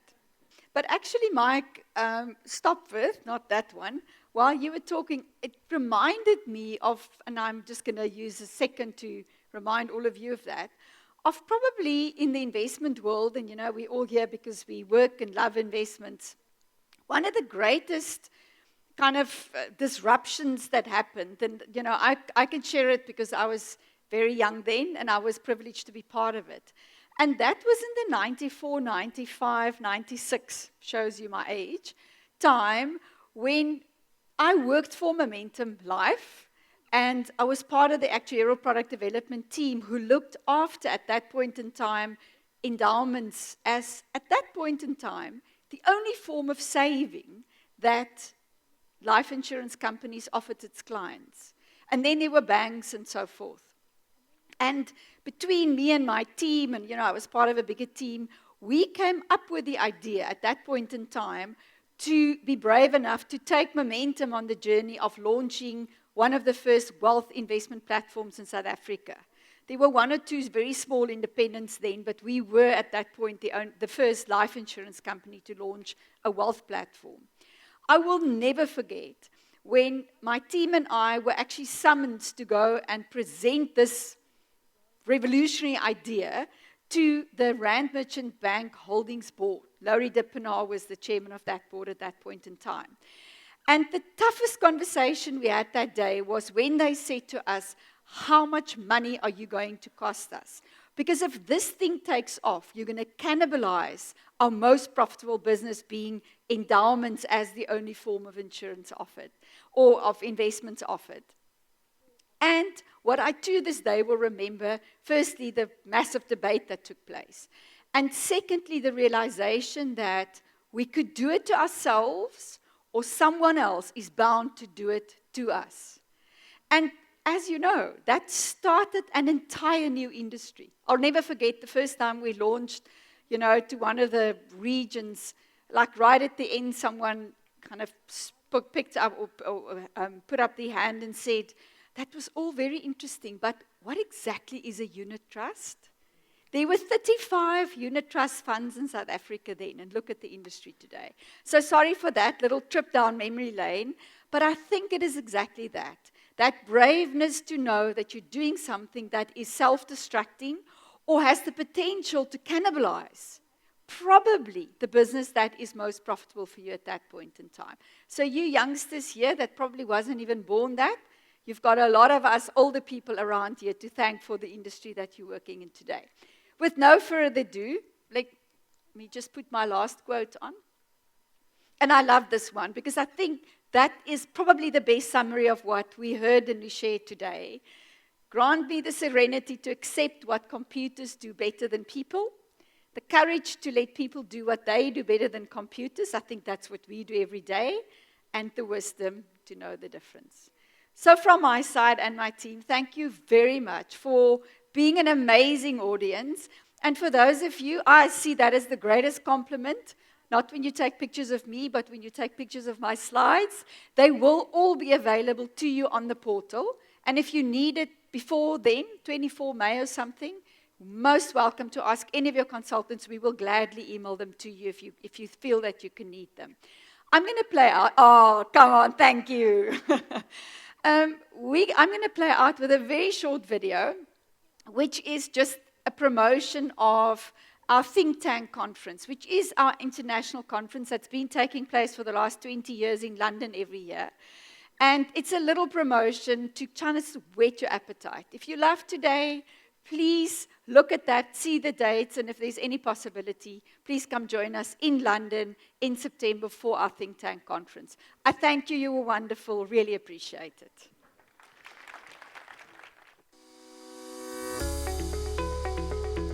Think Tank is an event designed exclusively for investment professionals and institutional investors. It is a true collaboration of investment specialists providing independent, non-conflicted views and opinions, achieved by avoiding sponsorship and other financial promotions, and with the aim of sharing knowledge and ideas, giving Think Tank an excellent reputation within the investment industry.